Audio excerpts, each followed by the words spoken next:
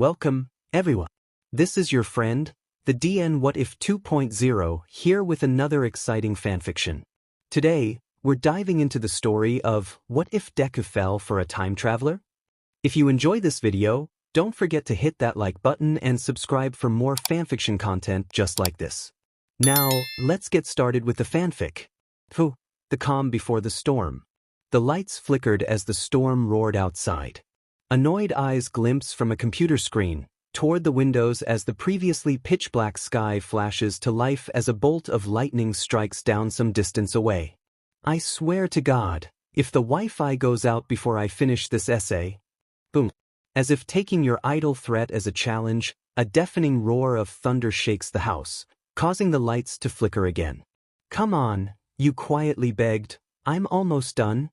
In retrospect, you probably should have finished this earlier, since it was due at midnight and it was already nearing 11 in the evening, but you were swept away in such a good fanfiction that you didn't want to peel your eyes from it until you've officially caught up on the story. However, by the time you finally managed to read the latest update, the storm was already full force outside and time was nearing its end. Not to mention, you spent most of your morning looking after your sister's dog while she was away on holiday in Rome with her boyfriend. Speaking of which... Bongo, where are you? You called out, scanning around the room for the small, orange corgi. Bongo hated storms, and whenever you were at your sister's house during one, he would cower by you as you stroked his fur to calm him down. But since the storm started, there was no sign of the dog near you. Sheet, Bongo, you cursed as you leapt to your feet. How long had Bongo been missing? Why hadn't you noticed sooner? God, I'm such an idiot.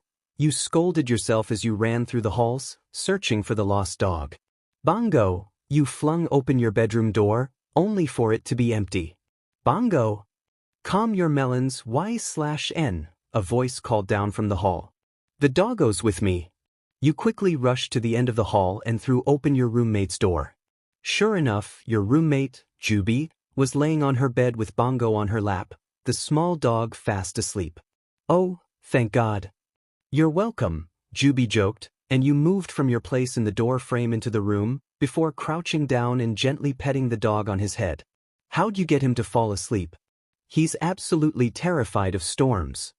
What can I say, I've got a way with animals. Juby winked, before gesturing towards her television, which had a familiar anime playing on it. Wanna watch Boku no Hero Academia with me? You're rewatching it again? You asked with fake astonishment. You can't say you blame her. When you first sat down to watch the show, you were skeptical.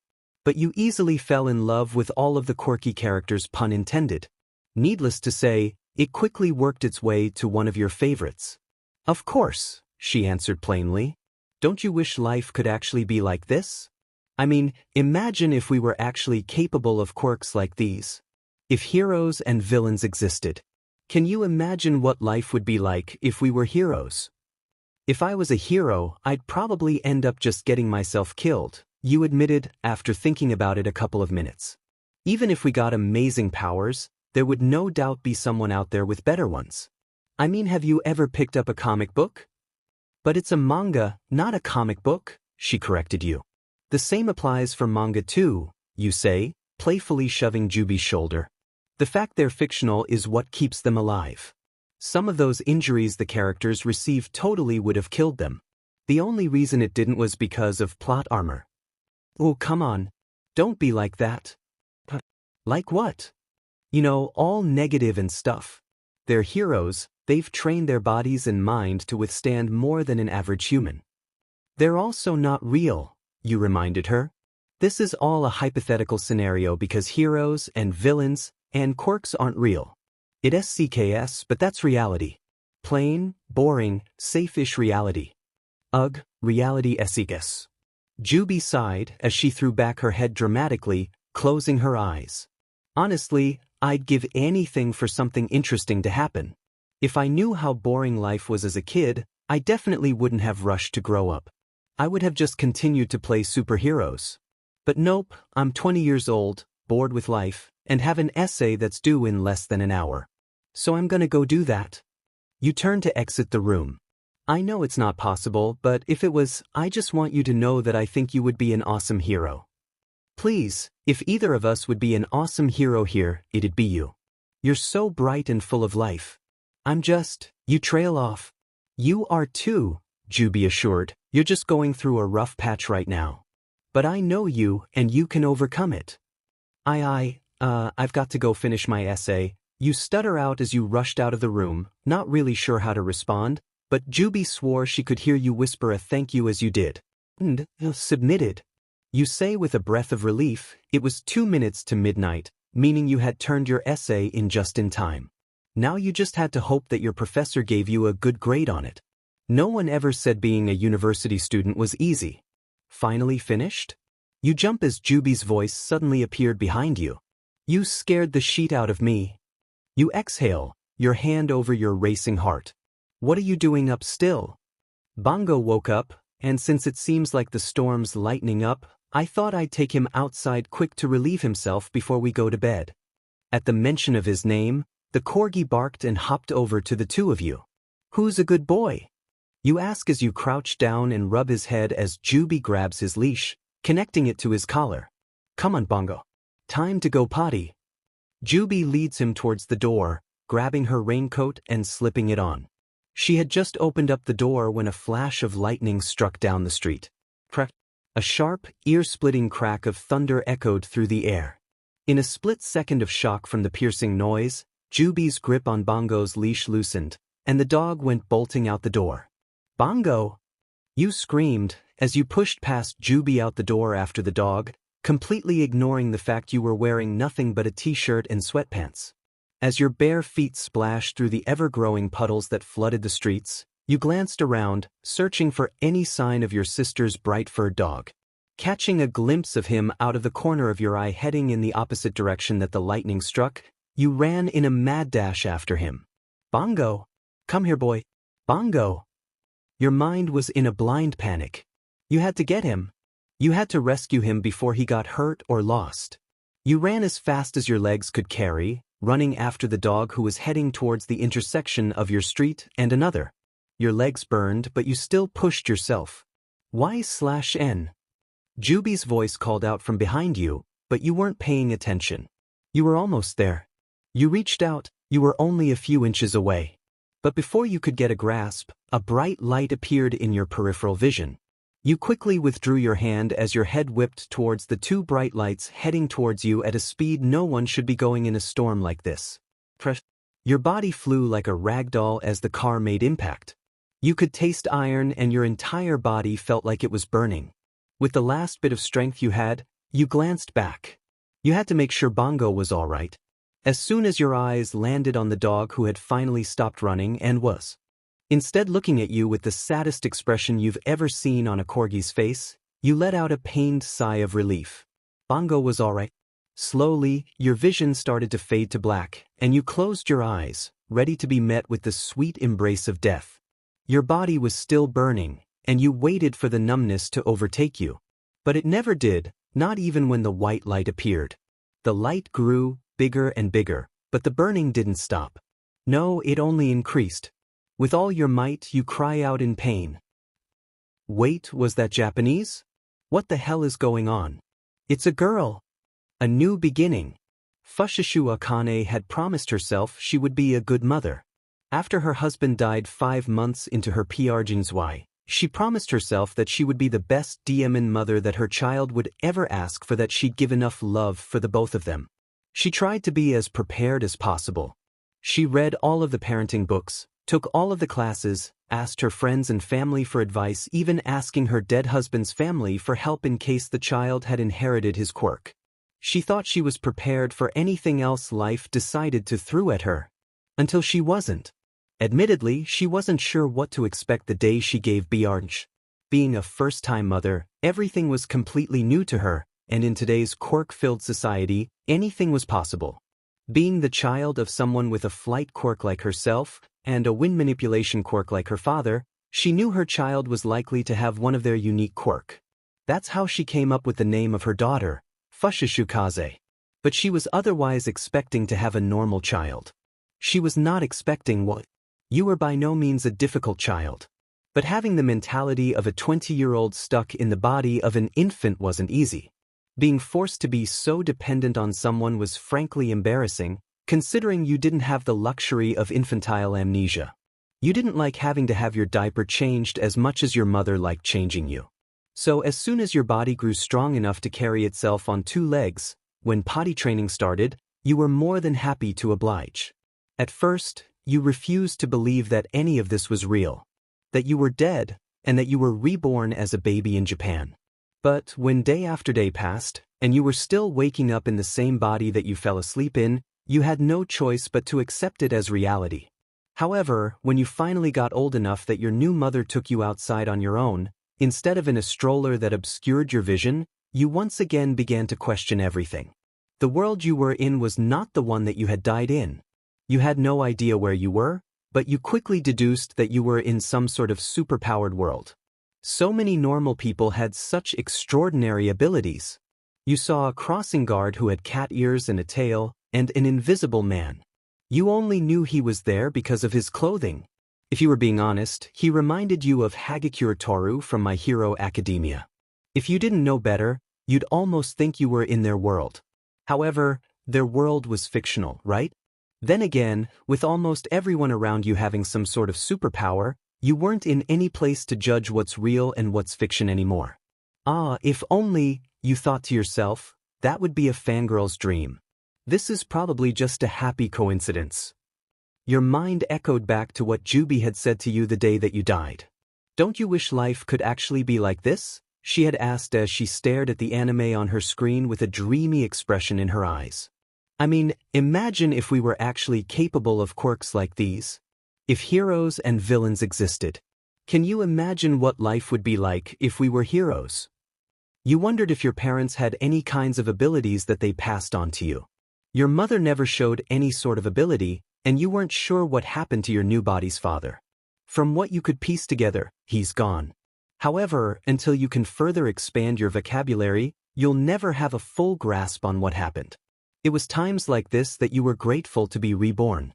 Having all of the memories that you did in your past life, you had a great advantage on all the other children your age, except for in Japanese, of course, since you had to be taught that one.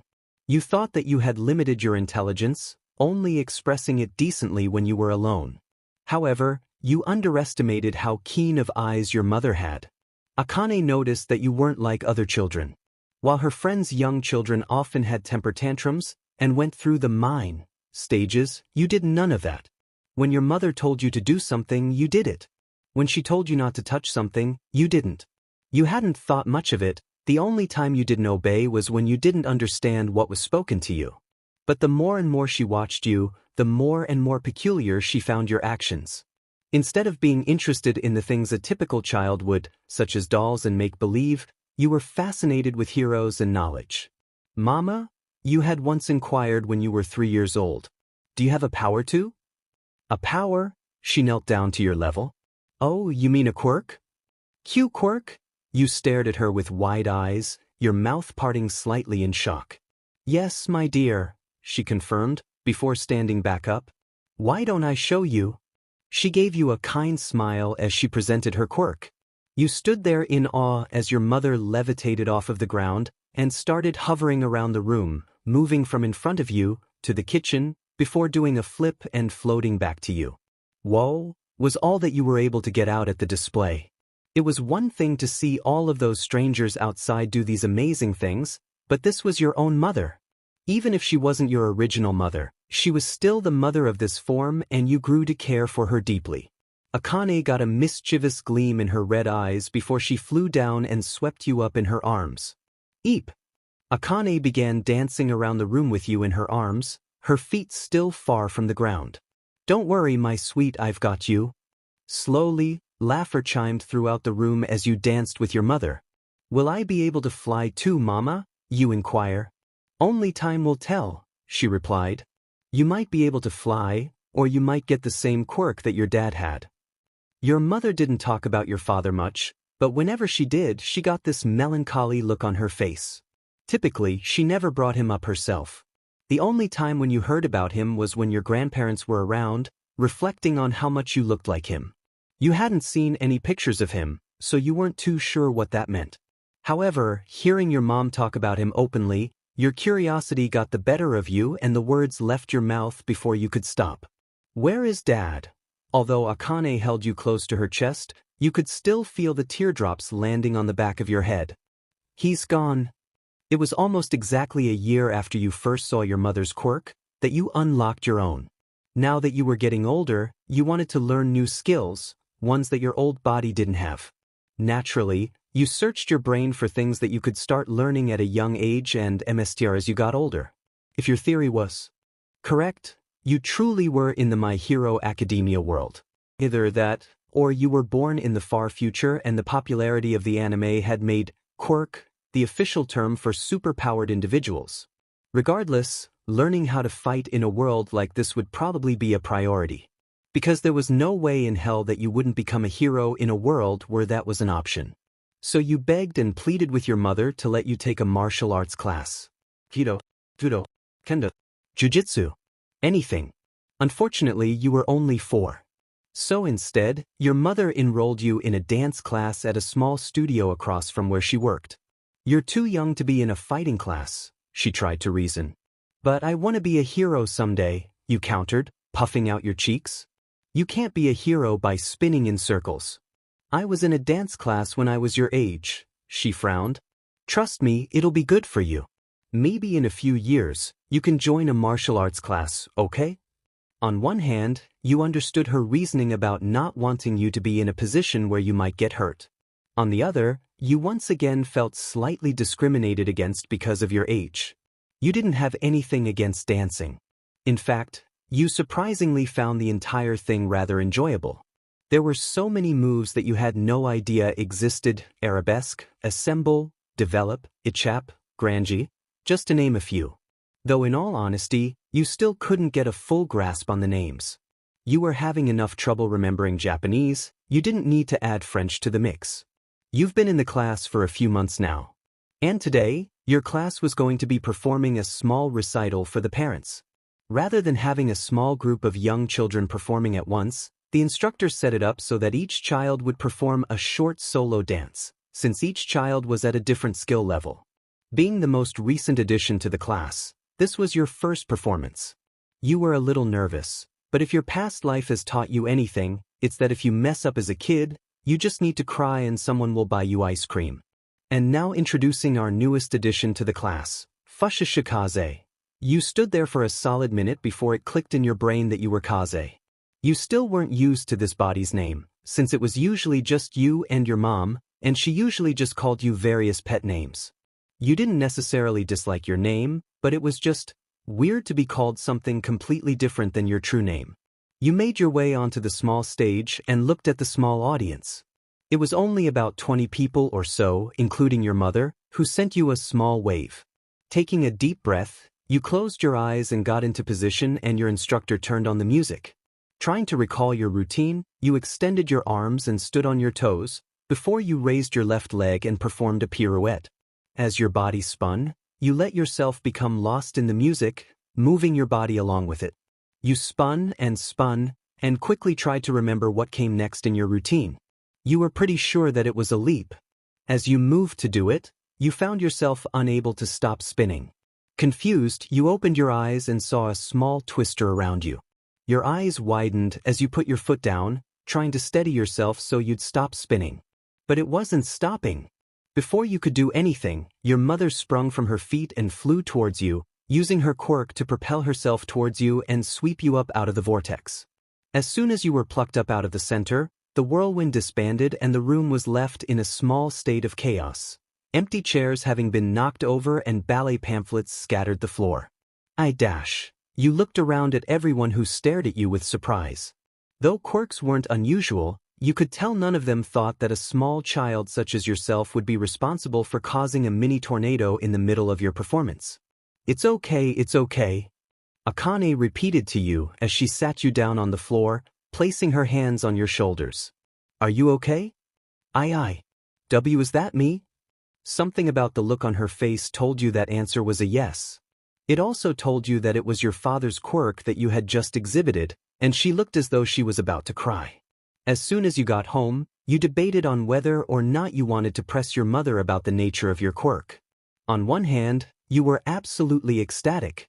It's always been your dream to have some kind of superpower, and now you actually have one. But on the other hand, the part that the mature, adult part of your brain suggested, you saw just how distraught your mother was after what had happened at the recital.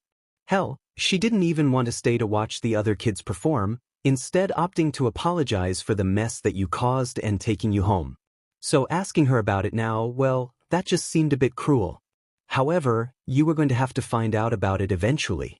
What was the nature of your power? From what you could tell, it had something to do with the wind. Were you just able to create cyclones? Or did that shape only take form because you were spinning? As all these questions bounced through your head, you didn't realize that your mother had slipped by and her way into the kitchen. She sighed as she put a kettle on the stove for tea. She needed something to take the stress off her, and it was either a cup of tea or a glass of wine. But it was too early in the day for wine. She had phone calls to make, people to talk to, things to explain.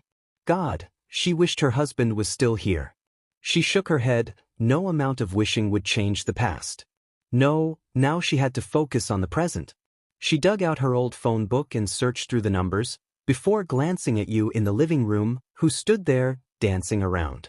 She assumed that you were frustrated that you didn't get to finish your dance in class before your quirk interrupted you, so she went back to her search for a certain number, glancing at you now and again to make sure you didn't conjure up another twister. Little did she knew that you were actually trying to remember some of Aang's airbending moves from Avatar, The Last Airbender.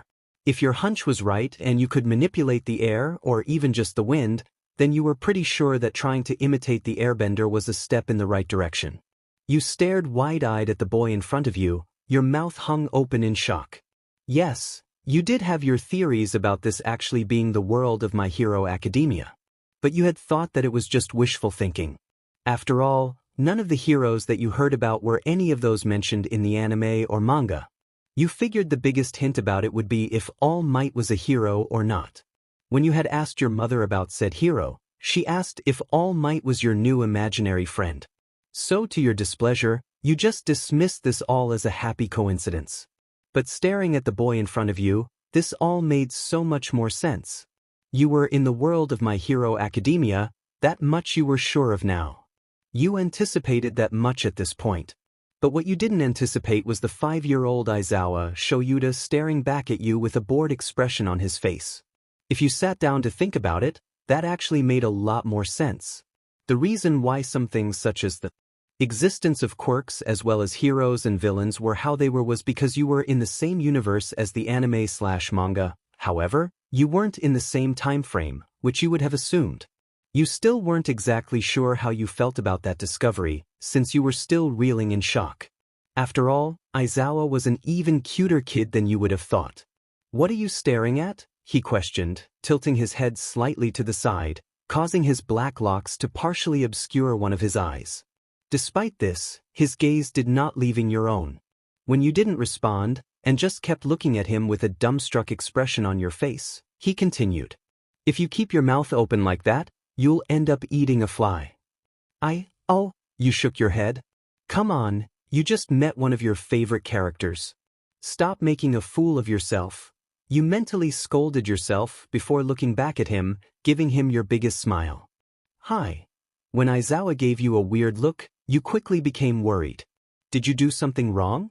Did that sound too forced? Were you being too enthusiastic? As if sensing your fears, he spoke. Hi. Hi, wait, you already said that. I'm Fushishikaze. I know, my mom told me she was going to babysit you while your mom was gone. Oh. Yep. Well, aren't you going to introduce yourself? But don't you already know who I am? He inquired. My mom should have told you. Yeah, but I just thought. You looked down embarrassed. If you were being completely honest, you hadn't necessarily needed the boy to introduce himself. However, you had no idea what to talk with him about. Your mom just dropped you off with a friend while she took care of business. Never in your wildest dream you would have guessed who her friend's son was. And now you were making a complete fool of yourself in front of Aizawa Shoyuta, he said, interrupting your trail of thoughts. Huh. You wanted me to introduce myself, right? A small smile flashed across your face as you looked back up at him. Aizawa Shoyuda. You repeated, testing the name on your lips. Hearing the name, your mind automatically drifted towards the older version of the boy in front of you, one who's a teacher at the UA. However, that's a long time from now. Can I call you Sho? Are you serious? What? It's short and cute like you. It wasn't quite the introduction you were hoping for, but at least he didn't seem to outright dislike you. In fact, this might just be the start of our appealing friendship. Easy breezy. Kaze, wake up. A hand grabbed your shoulder and gave you a shake. Huh? Your voice was groggy as you lifted your head up, rubbing sleep from your eyes until you could clearly see who woke you. Oh, what's up? You fell asleep in class again, he informed you, causing you to notice the empty classroom surrounding you. Oh, you weren't surprised you fell asleep. All of these basic school lessons were quite boring to you. You were excited to learn about this world's history, so you had no problems with that class. And you paid attention during your Japanese lessons. But the other classes, science, math, literature, it was all too easy. You were way beyond it. So, you occupied yourself in other ways during those classes, drawing, reading, writing, sleeping. Your teachers were mad at first, but eventually they just learned to let you do whatever you wanted since you did all of your homework and passed the exams with flying colors. I got tired of waiting outside, so I figured I'd see what was taking you so long. Sho's voice brought you back to reality, as you gave him a sheepish smile. Sorry, you apologized. School might have not been so bad if the two of you had been placed in the same class, instead of him being in the classroom down the hall. Ever since you met him 8 years ago, you realized something. Meeting him couldn't have been a coincidence. Even if you were born 30 years prior to the start of the series, maybe you would still be able to help out in the events to come. You'd be an adult by that time, so you might not be able to be as intertwined into the story as you'd like, but you could still do something. You got drool on your English homework? You quickly wiped your face and shut the book before Sho could see any more of it. Realizing that you had knowledge to the events to come was a huge advantage, but those events wouldn't happen for another 17 years. As soon as you realized it, you started documenting every event that you could remember from the story in English, so prying eyes wouldn't be able to easily decipher it. The fact that you let Sho see a long enough peek that he could see it was English so quickly was a problem. You already knew you'd have to be careful around him, but you didn't realize that Aizawa Shoyuda was just as insightful in his youth as he was in his adulthood. You were waiting for me? You changed the subject. Yeah, he replied simply, and you cut him off before he could say anything more. Oh, Shoyuda. You do care.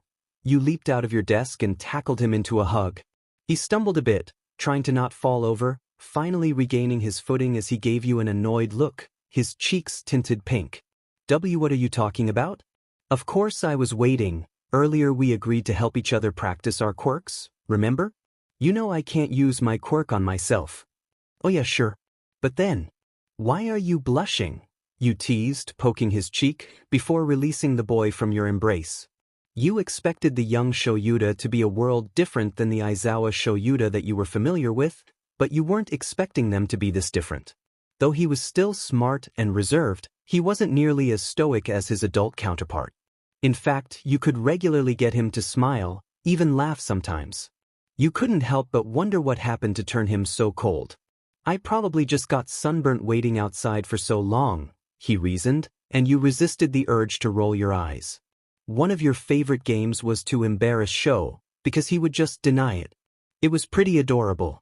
Whatever, you picked up your bag as you followed Sho out the door. So, where do you want to practice? The day you first discovered your quirk was also the day that you had first met Sho. After your dance class disaster, Akane called up her in-laws and asked if they could meet her to discuss your quirk. Since she hadn't spoken to them since her husband passed, she decided to leave you in the care of one of her trusted friends since high school, Aizawa AI. The woman was more than happy to look after you. It was the perfect opportunity to get her son to come out of his shell, after all. You two got along pretty well. Better than you would have guessed, anyway. You had learned that Sho's mom had the same quirk that he did, and you assumed that was why your mother entrusted you to her, rather than just calling your normal babysitter. If you lost control of your quirk at all, She would be able to disable it so you wouldn't cause any damage. You wanted to be upset that your mother didn't trust you to keep your quirk under control, but you really couldn't blame her. Never in your wildest dreams did you expect your life to end up, well, like this. Being reborn was one thing. Being reborn into another world with all of your memories intact and a seemingly dangerous superpower was a different thing entirely. You thought you were doing quite well, all things considered. But you were still young. This was just the beginning. You just hoped things continued to go smoothly. And they did for a while. Then you met your grandparents. It was the day after your 5th birthday when you heard a knock at your door. You looked up from your book of mythical creatures, a gift that Sho had given you the day before. "I got it, Mama," you called as you hopped up and ran towards the door. She stepped out of the kitchen just as you swung the door open, looking up at the elderly couple that stared down at you with stern eyes. "You're here earlier than I thought," Akane smiled at them, but you could tell it was forced. "Feel free to take a seat, lunch is almost ready." They removed their shoes and stepped inside, eyeing over the apartment with a grimace.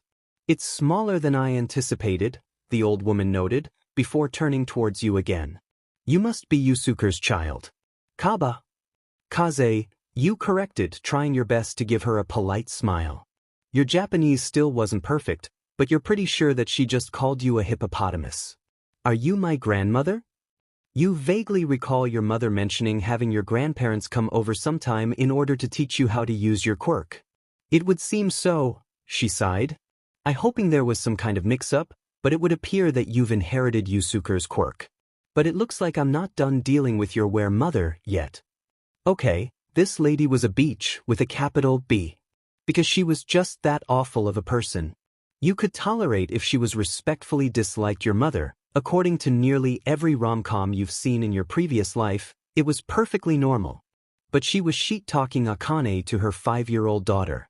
Now, most normal 5-year-olds don't know what a were is, but you were far from normal.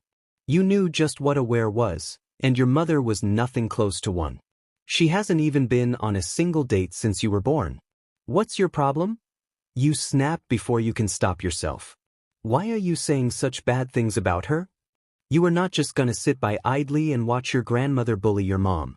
Don't talk back to your elders, girl. Didn't that woman teach you manners? Didn't anyone teach you manners? You countered, causing her face to flush with anger. You clench your fists as you glare at your grandmother, not backing down. She's got a fire in her, your grandfather observes, amusement creeping into his voice, and your eyes flicker towards him. That's the first thing he's said since he's gotten here. She's definitely our Yusuke's daughter. You weren't, not really. You were just a short-tempered university student with a wannabe hero complex in a body that wasn't your own. But if that's what it took to win over your grandfather, then that's all that matters. Interesting, was all your grandmother said in response. What's going on in here? Your mother's voice cut through the tension in the air as she poked her head in from the kitchen. You sure she's got aerokinesis and not pyrokinesis? 'Cause this one's a Spitfire, your grandfather laughs. Aerokinesis is the ability to control, shape, and manipulate the air around you, your grandmother explains after you had all finished eating. Lunch had passed in awkward silence as your grandmother kept eyeing you. You weren't sure if it was because she was said you stood up to her, or if by doing so you managed to somehow earn a sliver of her respect. Either way, it resulted in you losing your appetite and your plate remaining only half-eaten. So I can do the windy thing? If you want an answer, phrase it properly. So I can control the wind? Among other things, you looked at your grandmother with wide eyes, hoping for her to further explain. Don't look at me, she told you, nodding towards her husband. Aerokinesis is a Fushushu heirloom. I'm just the brains. You were surprised that it wasn't your grandmother who had your same quirk, though you supposed you were lucky. She very well could have sent you flying earlier if that was the case. You've got it then? You questioned your grandfather. Indeed I do, the old man said. Can you teach me? And he did. For the next 8 years, you worked together with him in order to HRNSS and control your aerokinesis quirk. At first, it was difficult. You were having trouble making the winds do what you wanted to. I want you to keep this balloon from floating away, he said to you one day as he held several strings with helium balloons attached. Really? This is gonna be easy, you replied with confidence. You had already been training with him after school for a while, when you weren't at dance lessons or with show. You've gotten to the point where you can generate a gust of wind strong enough to knock over a full garbage can, much to your grandmother's annoyance, create small whirlwinds much like the one you first created when you discovered your quirk, only this time you didn't have to be in the center of it, and you could even hover not as high as your mom though. Well, have at it then. He released one of the balloons from his hands, and you went to move the air above it to a downward breeze to keep it in place, only for it to start going to the left instead. Whoa, wait. I didn't say you could do that. You called out to the balloon as you changed the direction of the wind, only for it to start to drift upwards again. Don't forget, my dear, that we're outdoors. There's already a breeze other than the one that you're creating. Then I'll just have to trap it then. You take a deep breath as you raise your hands, focusing on the air currents. Slowly, you clasp your hands together, the air currents pushing towards the balloon, keeping it in place. Finally, you had it right where you... Wait, what just happened? You put too much pressure on it, your grandfather explains. Balloons are fragile, even more so than people. If you put too much pressure on it, you'll destroy it. Air is such a gentle, free element. But it can also be dangerous and cause a lot of harm. You can't force it to bend to your will. The old man leaned over and blew in your face. His breath smelled like coffee. But rather move yourself to move with it. Think about your dance classes. You're moving quickly and lightly, much like the winds that you control. Now, try it again with that in mind. You nod, and he released another one of the balloons. He didn't say you had to keep it in one place, just that you had to keep it from blowing away. You take a deep breath as you go after the balloon. To your surprise, Sho took you up to the rooftop. When you two had originally agreed to practice together, you came up with a rule. The two of you would take turns picking where you'd spar.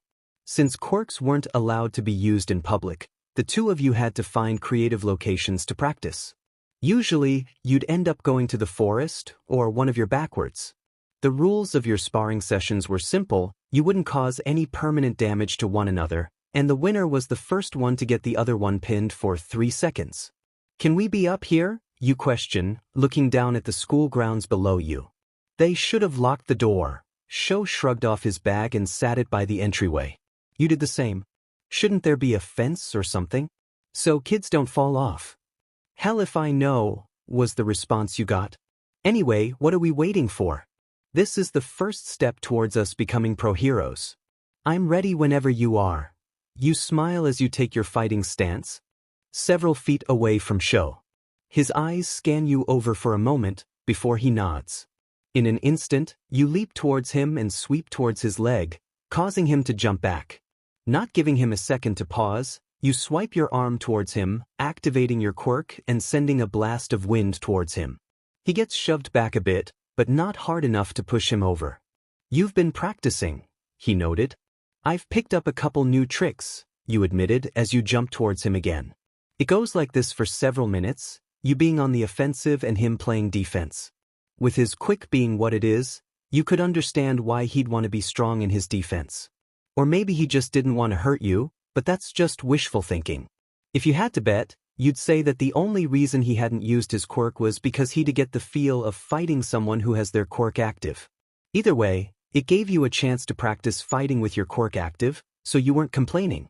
But at any moment he could change his mind and activate his quirk, so you were trying to take him down while you had a chance. Since you were using your wind to enhance your speed, the moment he turned it on you'd be forced to fight at half your normal speed. Not to mention the fact that Sho was quite a bit better at hand-to-hand combat than you when you didn't have your quirk active. You know you shouldn't be so reliant on your quirk, but it just makes life so much easier.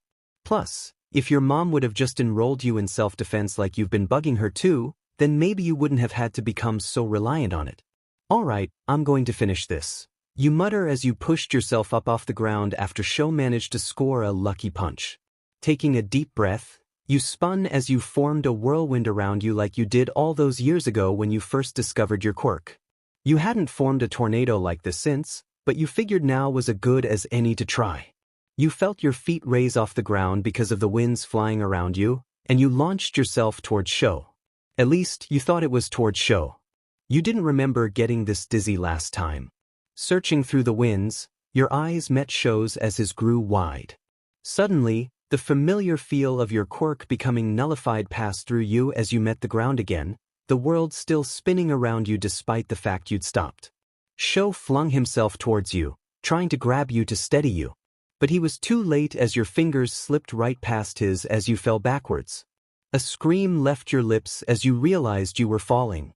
It only took a moment for you to come to that conclusion, but it was a moment you lost as you neared your inevitable demise. Would your second chance at life really end at the tender age of 13? All because of a careless mistake? You refuse to let this be the end of you. You're supposed to be a hero with Aizawa.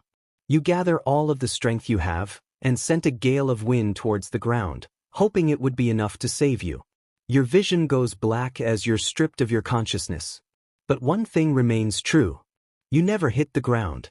Promises and potential. You were unconscious for the better portion of 5 minutes. The second you regained consciousness, you were sure you were dead. Despite your sureness that you had pried open your eyes, you were met with nothing but darkness. But when your eyes started to focus, you realized that it wasn't darkness, it was a shadow of a silhouette blocking out your vision. All Might? You questioned, unsure if the events occurring were real. The man looked at you, as if surprised to be recognized by you. But you were sure that was All Might. He looked just how he did in the series, in his large, muscular form. Yes, it is I, All Might, he exclaims. I'm glad I was passing by when I was. Are you all right? After recalling the moments leading to you blacking out, you supposed the fact that you were waking up a miracle in itself. I was falling, and I tried to use my quirk to catch myself, you recalled, but I passed out. What happened after? I heard the scream and came as quickly as I could. I saw you come to a halt midair, and I leapt into action to grab you and get you to safety. I wasn't sure how long the effects would last, but I didn't want to risk you plummeting to the ground. That's some impressive quirk you've got there. You thank him as you reflect on the newfound information. It would seem that your attempt had been moderately successful, having stalled your doom long enough for someone competent to come rescue you. You were honestly a bit ashamed in yourself for getting yourself into that situation in the first place. Don't look so down. All Might flashed you one of his award-winning smiles as he offered a hand to help you up from the ground. You took it and he pulled you up with ease. You can use this opportunity as a learning experience to be more careful in the future. Tell me, what do you want to do when you grow up? I want to be a pro hero. In that case, use that as a motivator. Be careful today, so you can be a hero tomorrow. A quick pair of footsteps interrupted the two of you as the doors to the school slammed open, and an out-of-breath Sho came bursting through them. Kaze, he breathed out as he dashed towards you, not stopping until he was practically on top of you, pulling you into a tight embrace. Why do you have to be so dim and reckless? Told you there should have been a fence up there. You tried to joke, but his grip on you only tightened. I thought I lost, he sniffled. I thought you were gone. I thought so too, you admitted, tightly hugging Sho back. You weren't expecting the sudden show of affection, but you weren't about to complain. I'm sorry. You should be. It wasn't until you felt a dampness on your back that you realized Sho was crying. Hold on. Aizawa Shoyuda was crying because he thought you died. The thought made you both giddy and heartbroken as you realized just how much your existence has affected this world. Hey now, you pulled back from the boy and looked at his tear-stained face. You cupped his cheek in your hand and wiped away one of his teardrops. What's with all these tears? You never cry. Not even when you broke your arm when we were 9. Shut up.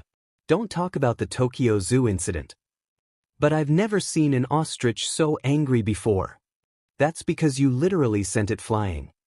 It was an accident, you defended, cracking a smile at the boy, who managed to return a small one back, despite his tear-stained features. It only lasted a moment, before seriousness returned to his expression as he raised his hand and removed your own from his cheek. You noticed that his hold on your hand lingered for a few moments longer before he released it, and you wondered if he noticed too. What even happened? Suddenly, you remembered All Might's existence as you turned around to introduce him to said male. But as you went to do so, you found that the hero was nowhere to be found. He was just here, you told him, only adding to show's confusion. All Might. Who? You guessed that you had met All Might near the beginning of his career, before he made a huge name for himself. Assuming that had all actually happened, that is, and wasn't just some weird hallucination from overuse of your powers. You looked at the UA application for the hero program that lay on the desk in front of you. Finally, it was time for your future to truly begin. When you told Sho that you planned on entering the hero program, he was initially against it, reminding you of your reckless nature and tendency to get yourself into trouble. But you promised you'd be more careful from then on, and eventually he accepted it, on one condition, that he would attend whatever school you got into. He said that it was in order to keep an eye on you. I just want to focus on being a pro hero, he had said. So I don't give two sheets about which school I go to as long as I can accomplish my goal. Hearing that shocked you. He was supposed to go to UA. It was essential for the plot. If he didn't attend that school, then he wouldn't become a teacher there. And what would Class 1A do without their lazy, stern, and slightly psychotic homeroom teacher? So that meant that the entire fate of the universe depended on if you got accepted into UA high school. No pressure or anything. When you told your mom that you and Sho both planned to attend the same high school, she wasn't surprised, having had figured as much since you two were inseparable since childhood. The sound of the front door of the house opening snapped you out of your train of thought as you glanced up to your mother, who was shuffling through mail as she walked inside. Hey, sweetie. Which high school is it that you're trying to get into? UA High School. Why? You inquired. Because you've got a letter here from them. What? That's impossible. I haven't even sent in my application yet. With a gust of wind, you pulled the letter from your mom's hand and guided it to your desk, where you looked down at it. Sure enough, it was a letter addressed to you from the high school. Confused, you open up the letter, expecting it to just be some kind of spam letter to get you to apply. But reading the contents inside, your eyes widened, and you go over the words again and again to make sure you had read the contents correctly. What is it? It says that I've been recommended by one of their staff as a student for their hero program. I've just got to send in my application with the official paperwork and I'm in. I'm so proud of you. Akane squeezes your shoulder.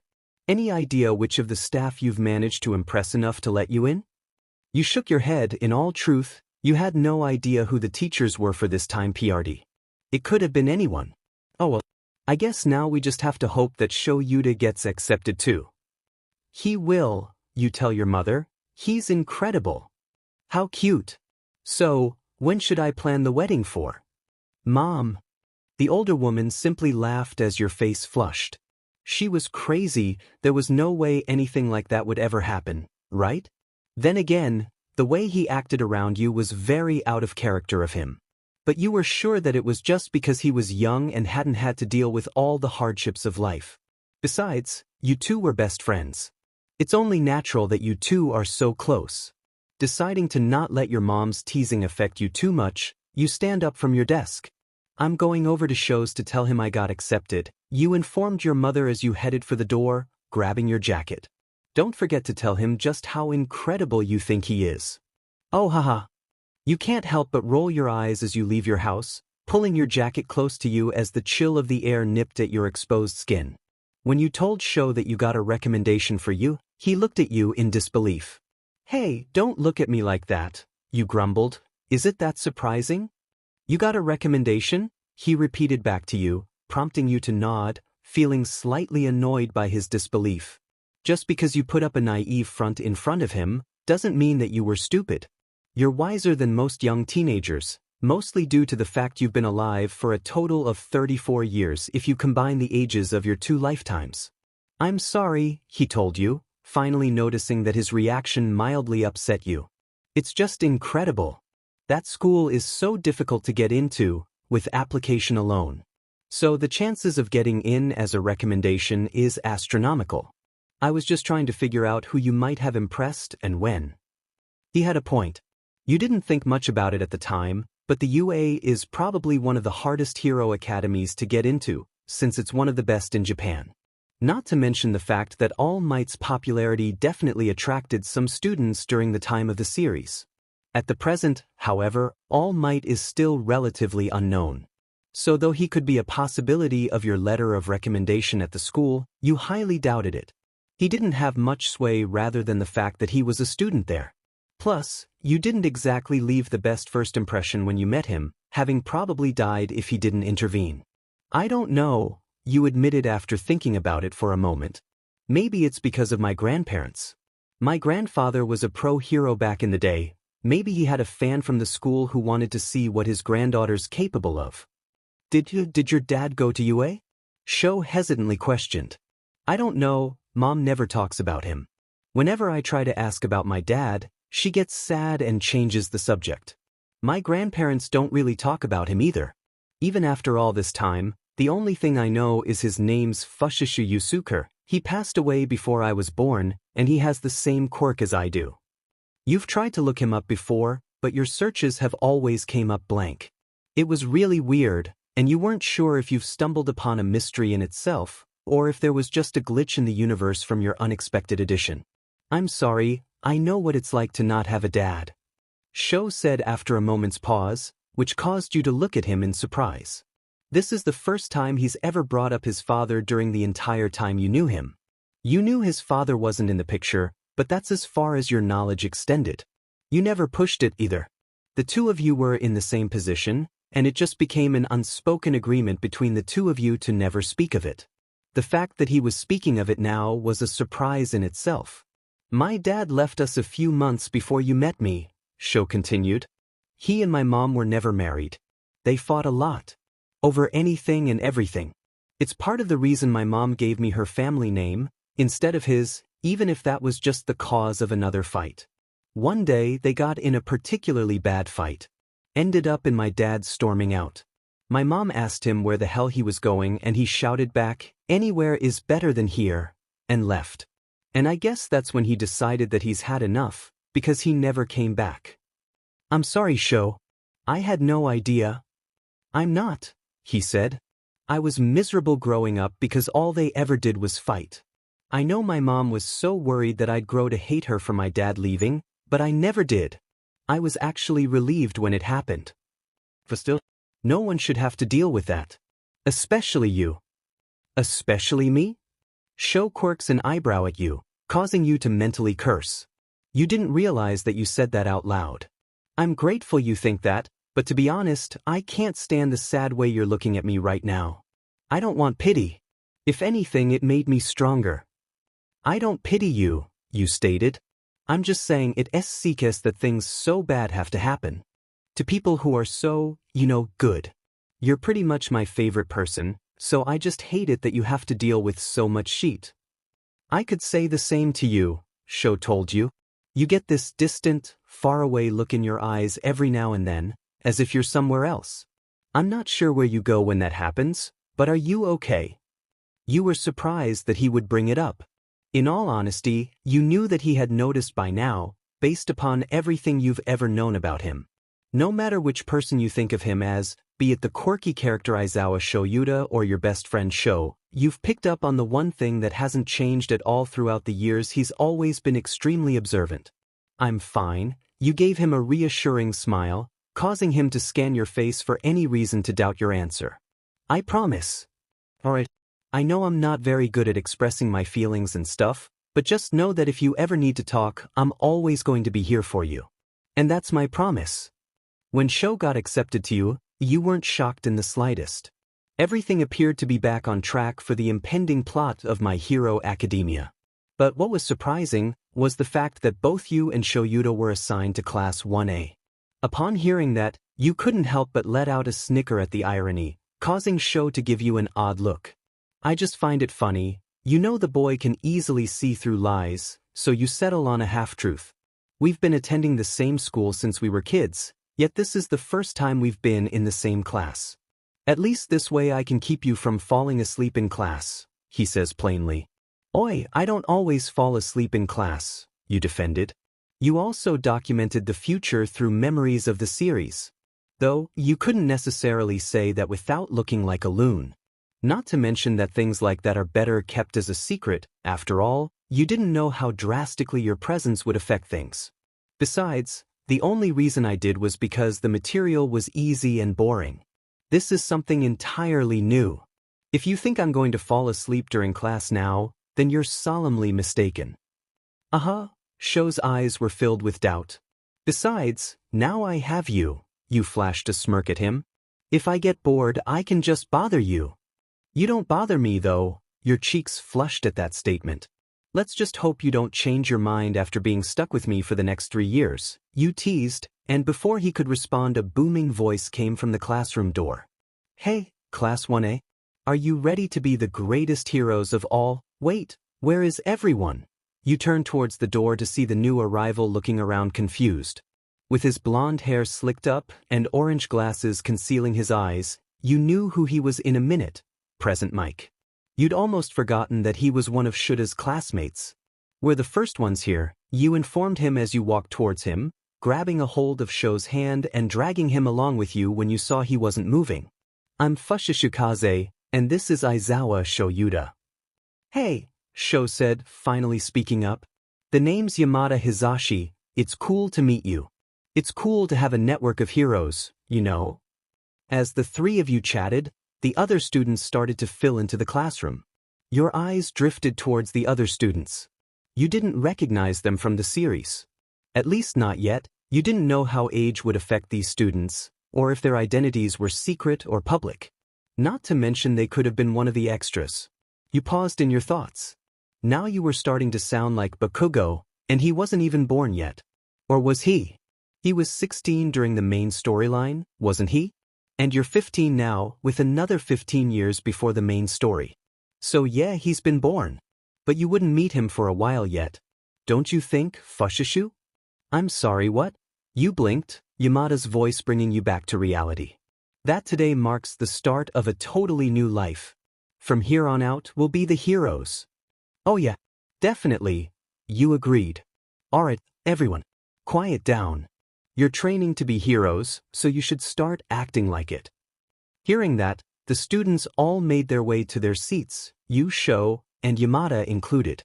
You glanced towards the figure standing in the doorway. It was a tall, gray-haired man. You swear you've seen him before, but you couldn't figure out why until you heard him speak again. My name is Gran Torino, and I'm your homeroom teacher. Holy shit. You couldn't tell at first, but this was Gran Torino, back in his glory. Before his age had taken its toll and shrunk him down to the form you were familiar with. The day passed by in a blur. You were so excited to actually be at UA High School, attending it with Aizawa and Yamada. Though you knew this was your life now, you still found it hard to believe that you got to interact with once fictional characters. Or maybe their creator had actually been a part of their world, but somehow ended up in your own, much like how you ended up there. The day was over before you knew it. The final bell had rung, and the students were dismissed and had begun heading home. Miss Fushishu, can you stay for a minute after class? Gran Torino asked. You paused. Why would he want to see you of all people? Shoyuda noticed the exchange and stopped as well, looking back at you. You noticed this and smiled back at him. I'll see you tomorrow, Sho, you told him, and he nodded, looking back at Gran Torino one final time before heading out the door, leaving you alone with your teacher. I bet you're wondering just who it was that provided you with your recommendation, aren't you? He asked, and your eyes widened. Wait, you? A smirk crossed his face, and you looked at him with confusion. But you've never even met me? Let's just say you left quite the impression on a former pupil of mine. Wait, seriously?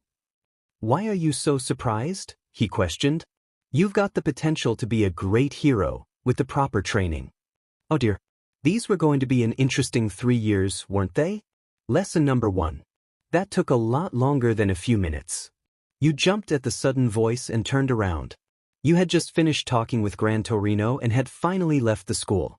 Lost in your thoughts, you completely missed your best friend, who was leaning on the wall next to the building's entrance. You waited for me?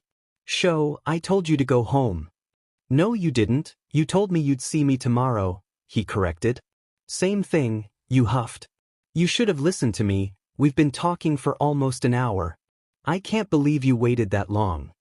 I've waited longer for you before, Sho reminded you as he picked up his backpack, which he had sat on the ground next to him. After lazily tossing it over his shoulder, the two of you began your journey home. Honestly, he continued, if you really want to be a pro hero, then we've got to start working on improving your timing. Otherwise, by the time you arrive at the battle, it'll already be over.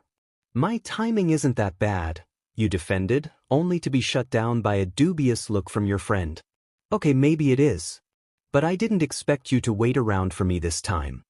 You know that I'll always wait for you, Sho said blatantly, causing your face to go bright red. Sho. Ugh, you can't just say stuff like that. Why not? I meant it. But someone might get the wrong idea. And by someone, you were referring to yourself. But he didn't need to know that. Why does that matter? He inquired. I wait around for you frequently enough that I'm pretty sure everyone's noticed your problem with being punctual at this point. That's not, you face-bombed. I swear, for someone so smart, you're kind of dumb. Or maybe I just like messing with you. Who knows? Sho, he couldn't be, could he? Anyway, he changed the subject. What did Gran Torino want? Oh my God, you won't believe it. He was the one who recommended me for you. I figured as much when he asked to meet with you. Huh. Then why'd you ask? I just wanted to confirm my theory, he informed you. Though that still leaves the question as to what you did to impress a pro such as himself. Has it ever occurred to you that he can just sense how awesome I am? You winked at Sho, causing him to roll his eyes, causing you to pout at his action. Meanie. If you did something to attract his attention, Sho explained, ignoring your comment, then I'm just hoping you didn't attract the attention of any villains as well. It's not like that, you told the boy. One of his former students saved me a while back, believe it or not. Believe that someone saved you? Never. Sarcasm laced his voice, and you playfully punched him. Not my fault that I attract trouble. Either way, I guess that I left a good enough impression on him that he told his teacher about me and got me a recommendation. But that's not all you talked about, is it? When you exited the UA, you had that dreamy look on for face again. Don't tell me you have a crush on our teacher. What? No. Even though Gran Torino is in his prime now, whenever you think of him you see that small old man from the series. And that wasn't really your thing. Good, Sho said without pause. Good? You ask, raising your eyebrows at him. Yeah, that'd be annoying to have to deal with. Knowing Sho, this was probably the best explanation you were going to get from him. Shaking your head, you continued your recollection of the events from earlier. And after he told me that my recommendation was from him, he offered me private training lessons. What? Sho asked in shock. And did you agree? Of course. I'd be stupid not to. I mean, getting free extra training with a pro hero without having an internship. Hell yeah. Since All Might wasn't a well-known hero yet, you knew you wouldn't be able to tell Sho the truth about why you wanted Gran Torino to be your tutor, since he trained the greatest hero of all time. So if you were serious about becoming a hero, training with him was your best bet. Plus, maybe you'll be able to see All Might again. You wanted to thank him properly for saving your life after you fell off the roof of your old school. After all, you thought to yourself, what better way to help Midoriya and the main cast in the future than to do this? I know this is going to SEK, but it'll be so worth it. Are you sure about this? Sho asked you carefully. You worry too much. I'll be fine.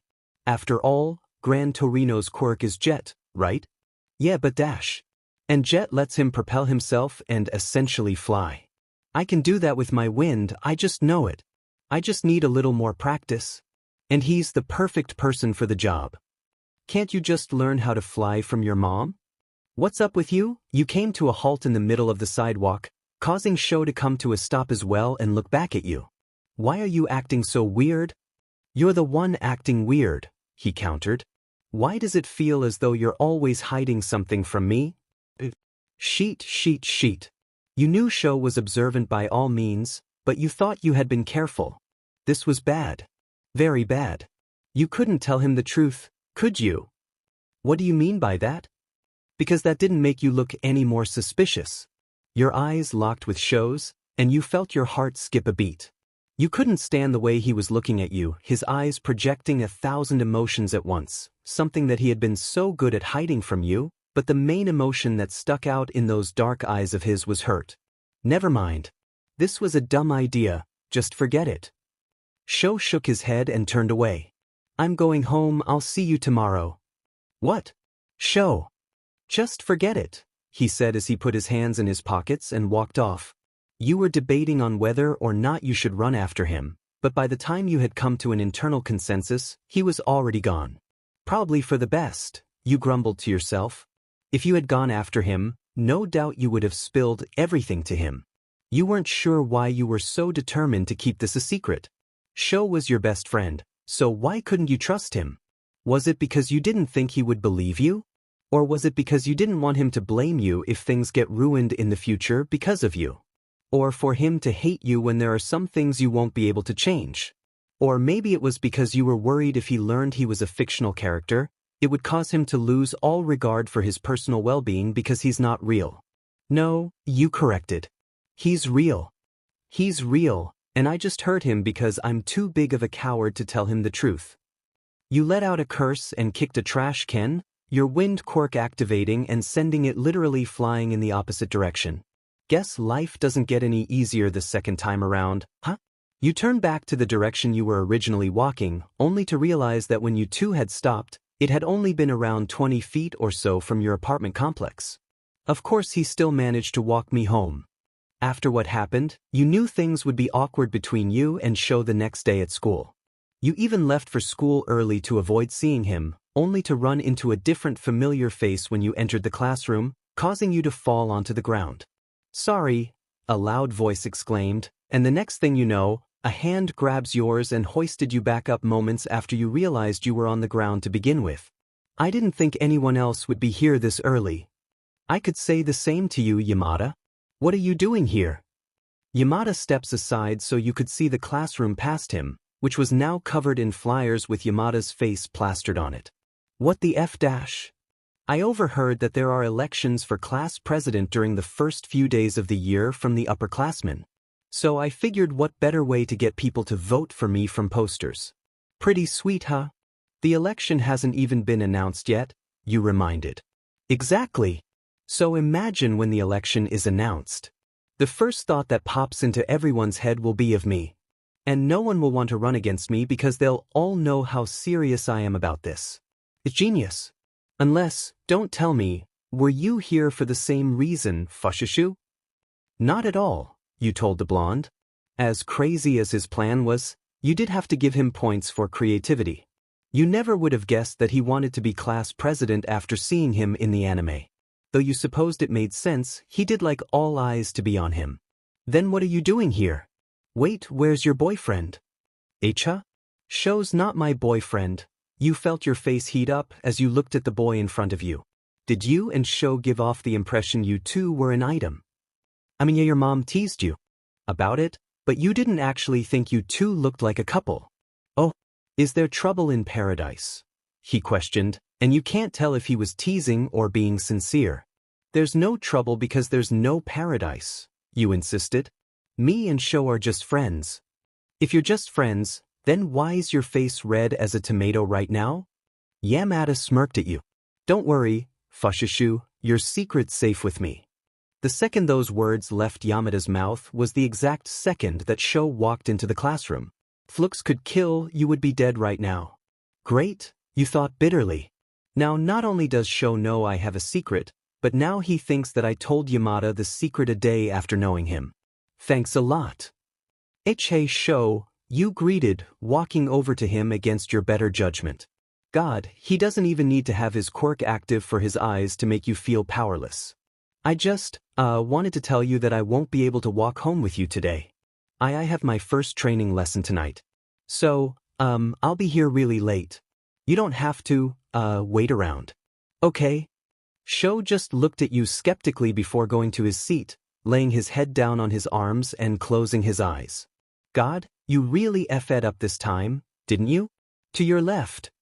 Gran Torino called out to you as you redirected a tennis ball coming towards you with a well-placed gust of wind. Got it.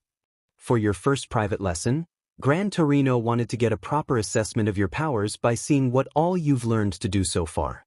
So in order to test this out, he put you in the center of multiple tennis ball machines, having them all shoot tennis ball at you at the same time from different directions. So far, you showed him that you could use your quirk of wind manipulation to shove items away from you, as well as to increase your own speed.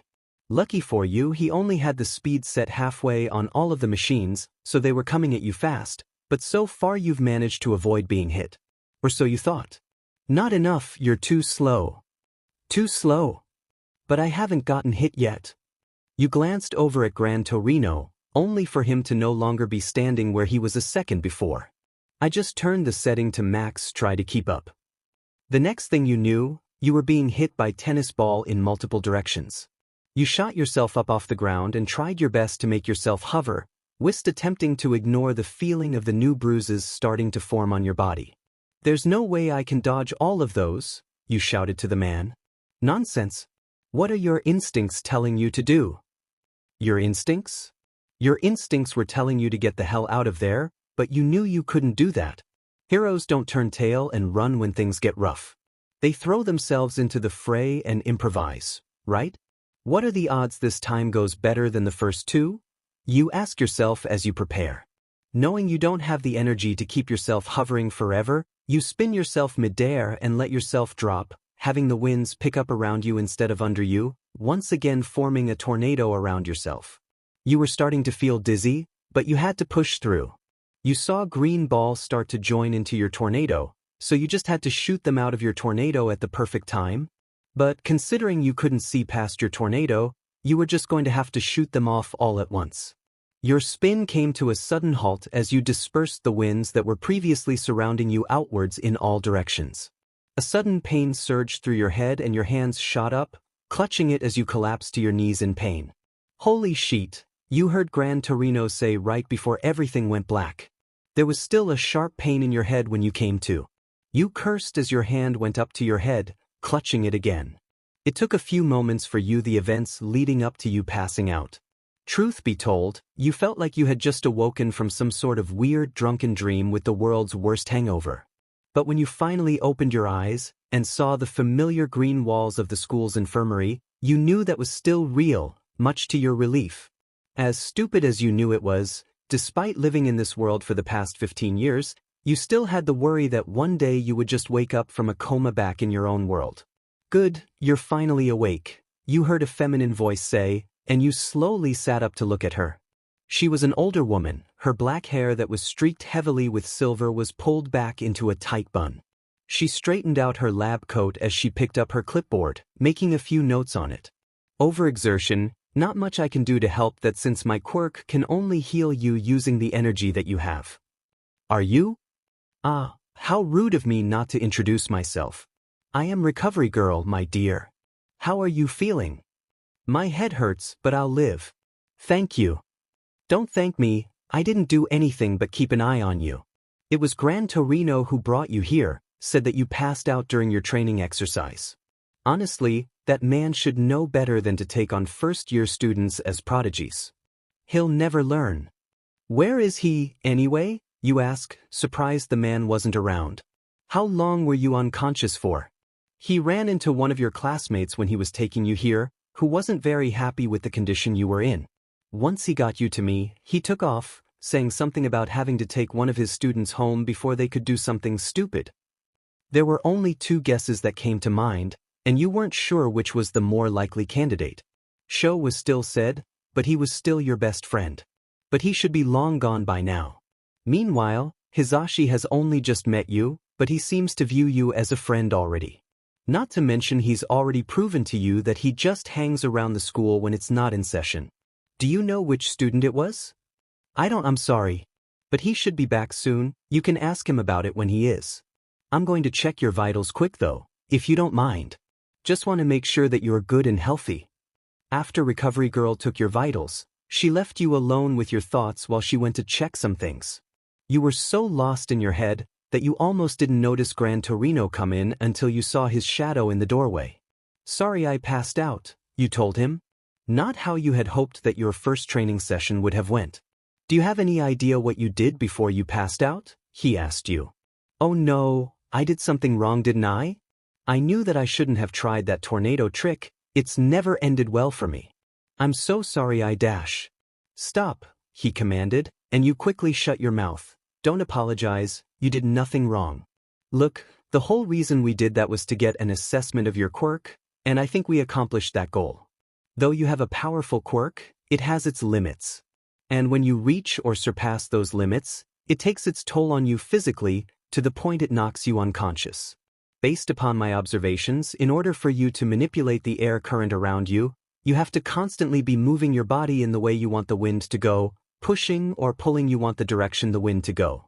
That makes your attacks predictable to anyone paying attention to your movements, as well as making your movements limited if you're exhausting your quirk to do a certain action, such as hovering. If I would have alternated the angle of the tennis ball shooter to aim higher, you wouldn't have been able to move any of your limbs in order to protect your core, leaving you wide open. We're going to have to work on your technique, but you definitely have potential. Gran Torino looked down at you with a faint smile on his face while you looked back in shock. After him telling you all your weaknesses, that was not what you were expecting to hear. I can see why you caught my student's attention. Your student? All Might, where is he? I haven't seen him since the day he saved me. Pius. You're quite lucky, honestly. He was only back in Japan for a few days. He's not living in the country at the moment. He's not.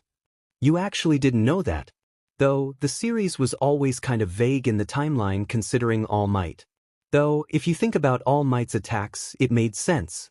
They were all named after different locations in the United States, so that's where he must be. Yeah, there are a lot of dangerous people in this world, Fushishu.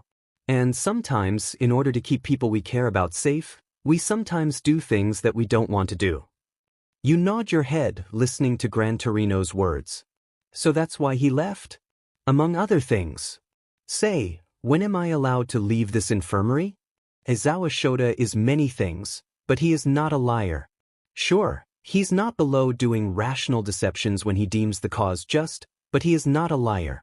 At least, not to those he cares about. So when he told you that he would always wait for you, he meant it.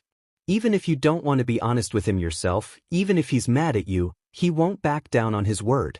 He knew you were doing your special training lessons with Gran Torino today. You had told him yourself, however you didn't mention where or for how long, so he decided to just do what he did last time and wait for you on the entrance staircase. He was expecting you to be a little worn out by the time you were finished training. But he was not expecting to see Gran Torino jumping through the air, carrying your unconscious body in his arms as he ran towards the infirmary. Kaze! Sho exclaimed, running towards you after Gran Torino landed on the ground in front of the school. What the hell did you do to her?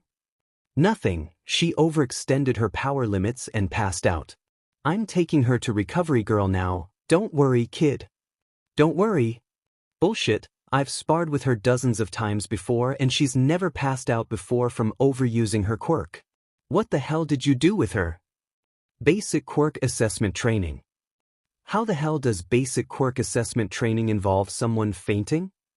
Instead of responding, Gran Torino jetted himself down the hall with the girl continuing on to the infirmary. Gran Torino returned a few moments later with the girl missing from his arms. Let's just get you home, she just needs a good rest and she'll be fine. Gran Torino started leading the boy to the exit, but Sho just glared at him. I can get home myself. I just want to know what's going on. Kaze said that she got her recommendation from you because she was saved by a former student of yours. If that's true, and I believe that she thinks it is, why would you two recommend her of all people? Don't get me wrong, she definitely deserves to be here. But if your first and from my guess only impression of someone was based solely on the time you saved them, then there would be a lot more people dying in the hero program because they're not capable of being here. Are you saying you don't think your friend's capable of being here? Gran Torino inquired. No, I'm saying that you don't seem like the kind of person who would so easily send someone you didn't know to their death. So that means there's something about Kaze that made you choose her in particular as your recommendation. And I want to know what. Gran Torino laughed. You're a smart boy, aren't you? Why do you even want to know so badly? If I tell you, will you tell me? After you were discharged by Recovery Girl, you made straight for Sho's house. You knew he was probably still sad, and you wouldn't blame him. And although you couldn't tell him everything, you still wanted to make things right with him. He's been by your side for the past 10 years. You owe him that much and a lot more. You rehearsed what you would say over and over in your head until you finally came up with something that you liked. Once you finally arrived at his house, you went around back and tapped on his bedroom window, not wanting to knock on the front door, knowing that his mom was probably asleep by now. It wasn't anything unusual for the two of you to do, since both of you had a bad habit of staying up too late anyway. You often ended up finding yourselves sitting in each other's bedrooms enjoying late-night movie sessions. Deciding he probably didn't hear you the first time, you knocked on the window again. When you were about to leave, worried he was gone or already asleep, the curtain shifted and you saw a disheveled-looking show looking back at you. He locked eyes with you for a split second before he opened up the latch on his window and sliding it open, offering a hand to help pull you in. After you climbed through the window and got yourself back onto your feet, you two locked eyes again. We need to talk. Chapter 5. The truth comes at a price. We need to talk. The words left Shou's mouth before you had a chance to speak, and you looked at him in concern. He was starting to resemble that of his future self. His black locks were messier than usual, he had bags starting to form under his eyes and a serious expression plastered his face. You knew instantly something wasn't right. Look, if this is about yesterday I came to dash. You're in danger, Shou informed you, cutting you off. I'm sorry, what? That's why Gran Torino recommended you for the UA. That's why he's giving you private lessons. Apparently it's to keep you safe. You couldn't believe what you were hearing. Keep me safe? From what? Shou gave you a look of confusion that matched your own as the question left your mouth. Why would you be in danger? No one knew the truth about you, not even Shou. This doesn't make any sense. Wait, you don't know either, do you? Know what? Shou, you're starting to freak me out. Tell me everything you know about your father, Shou instructed you, and you furrowed your eyebrows. Your dead father? What does he have to do with this? All I know is that he died when my mom was P-Arginin-T, and he has the same quirk as me, which he inherited from his father. But are you telling me he has something to do with this? Shou nodded with a solemn look on his face. Fushishu Yusuke, code name Zenith, was a hero who was acting undercover as a villain in order to gain insight on the menace known as All for One in hope of figuring out how to defeat him. But All for One somehow found out about his true allegiance and murdered him. Apparently Zenith was acting under orders from the UA. He was another student under Gran Torino, and had also worked with the student who had saved you. Your father worked with All Might in Gran Torino. You couldn't believe it. No wonder you caught All Might's attention. He recognized your quirk. He must have told Gran Torino about it after witnessing it, who then decided to recommend you to the UA in order to keep an eye on you. It made sense in a way. But why were they keeping it? A secret? Were they ever planning on telling you? Who else knew? You had so many questions racing through your head, you could barely pinpoint one that Shou might actually have an answer to. But what does this have to do with me? You questioned once you had finally made up your mind on what to ask first. All for One managed to somehow find out about your father's true identity after he had already infiltrated his inner circles, Shou continued. Zenith had collected valuable information because he had All for One's trust. But things went wrong, and All for One found out about his allegiance against him. I don't know how, but there's one thing for certain. All for One has a vendetta against your father because of his betrayal. If he learned about your existence, then no doubt he would go after you too. But why go after a dead man's daughter though? You couldn't help but ask. It didn't make any sense to you, your father was long dead. If it was to hurt him, it wouldn't work. Your father hasn't exactly felt anything for the past 15 years. To send a message, Shou told you, but considering that his voice was losing its sharp edge and turning into the softer one that you had become accustomed to, you felt as though it was more of a guess than anything. It's to say that if you choose to go against him, and not only will you suffer, but also the ones you hold dear. There's a reason why he's known as one of the worst villains in history, Kaze. He's a sick bastard. You nodded in agreement, your whole body going numb as Shou's words continued to sink into your skin. You couldn't believe this. Your father, whom you knew almost nothing about, turned out to not only be a fellow student of Gran Torino and a teammate of All Might, but he also played an important role in the All for One investigation. How could your mom keep something like this from you, especially considering your own safety was on the line. Did she even know? But more importantly, how do you know about all of this? Gran Torino, Sho informed you, his eyes finally breaking away from yours, guilt slowly clouding his features. I saw him today after your training lesson. So that answers the question of which student ran into Gran Torino earlier. The pieces were finally starting to line up. Why didn't they tell me? You thought out loud, causing Sho's gaze to finally drift back to you. You could feel your body start to tremble, and you couldn't tell if it was from fear or anger. Hell, maybe it was both. If my safety is in danger, then I feel as though I have the right to know. I think it's because they didn't want you to panic, Sho offered, cautiously taking a step towards you. Gran Torino said that the UA erased all information of your father before he went undercover. So even though All for One knew your father wasn't who he claimed, it'd be almost impossible to find out anything about his personal life. There's no guarantee that he even knows you exist. But there's no reason why we shouldn't assume he does, you argued. Your vision started to blur as your eyes began to water. Sho, you said it yourself, All for One is a sick beastie.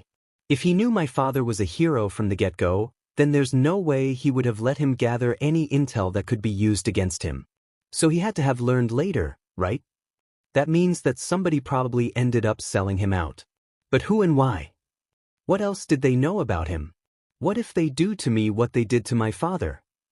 That won't happen because I won't let it. Sho gently raised his hands and cupped your cheeks. You were still shaking, but his sudden touch snapped you back to reality. The reality that right now it was just you and Sho. Finally becoming aware of his closeness, you stared into his onyx eyes trying to get a read on the boy. Don't forget, you're not alone. I'm training to become a hero too. I won't let anything happen to you. Sho, you didn't even realize you were moving forwards until you found yourself just centimeters away from his face, your heart racing from the close proximity. All for One is the most powerful villain there is. Do you really think that we have a chance? We just started at the UA. We have time, Sho breathed out, as if he too had just realized how close the two of you had become. If he hasn't made any moves yet, then I don't think he knows about you. And when he finds out, we'll be ready. Your gaze flickered from his eyes to his lips, and you couldn't help but wonder how they would feel on yours. You pushed the thought from your mind as quickly as it had come. Sho was your best friend. He's been with you since the very beginning of this life. Was this really a line you could cross? You've been together through thick and thin. Did you really want to jeopardize such an incredible friendship over teenage hormones? You remembered your old life, how in high school you thought that every boyfriend was the one, only to be proven wrong each time. Just knowing that in itself should have been enough to completely deter you from the idea. Yet something in your heart was telling you that things would be different with Sho than it had with any of your failed teenage romances from your first life. As you were having this internal debate with yourself, it had seemed as though Sho had already reached a decision on the matter. Sho's lips landed on yours, and you felt your eyes widen in surprise. If you were being honest, you weren't expecting Sho to be the one who initiated the first move. But here it was. Sho was kissing you. You wrapped your arms around his neck, returning the kiss gently as you closed your eyes. In this moment, you were not Fushishikaze and he was not Aizawa Shota. You were just you and him. Y/N and Sho. There wasn't anyone you had to pretend to be in this moment. And as long as you were together, you knew that there was no way that All for One would pose a threat to you. If only you knew how wrong you were. Beep, beep, beep. A groan escaped your mouth as your arm found its way out from underneath your covers to the snooze button on your alarm clock. Shut up, you told it as you rolled over, trying to get a few extra moments of sleep. Exhaustion weighed down your entire body as the events from last night replayed once again in your mind. You were hardly able to get any sleep at all last night. Between your training session with Gran Torino, which ended with you unconscious, to Sho telling you the truth about your father, as well as the kiss that you two had shared. You subconsciously raised your fingers to your lips as that memory resurfaced in your head. It was hard to believe it wasn't all just a dream. Yesterday, so many things had come to light. And today, you had to deal with the consequences that followed. First of all, you had to deal with confronting Gran Torino about your father. You suspected he knew that Sho would tell you, so you weren't sure how worried you should be about approaching him about that. You just have to hope he wouldn't try convincing you to back out of the hero program for fear of all for one witnessing your quirk at the sports festival that takes place later in the year. You found it kind of funny, you hadn't even gotten your hero costume yet, or your hero name chosen, but you were worried about the upcoming sports festival. Sho would tell you to stop getting so ahead of yourself if he could hear you right now. Your face heating up as you thought about Sho. What had transpired between the two of you last night was the second thing, in which you had to deal with the consequences today. After you two kissed, you were in so much of a daze that you couldn't clearly remember what had happened. All of the events of the day had finally caught up to you. You couldn't remember much after the kiss, but you recalled Sho taking you back to your house all while avoiding eye contact with you. You weren't sure if he regretted kissing you or if he was just embarrassed of doing so, though if you had to bet, you would choose the latter. Still, that still posed the awkward talk today about what happened yesterday. Did Sho actually have feelings for you, or did he just get overwhelmed with emotions over learning the truth about your father? Would he still think you were hiding something?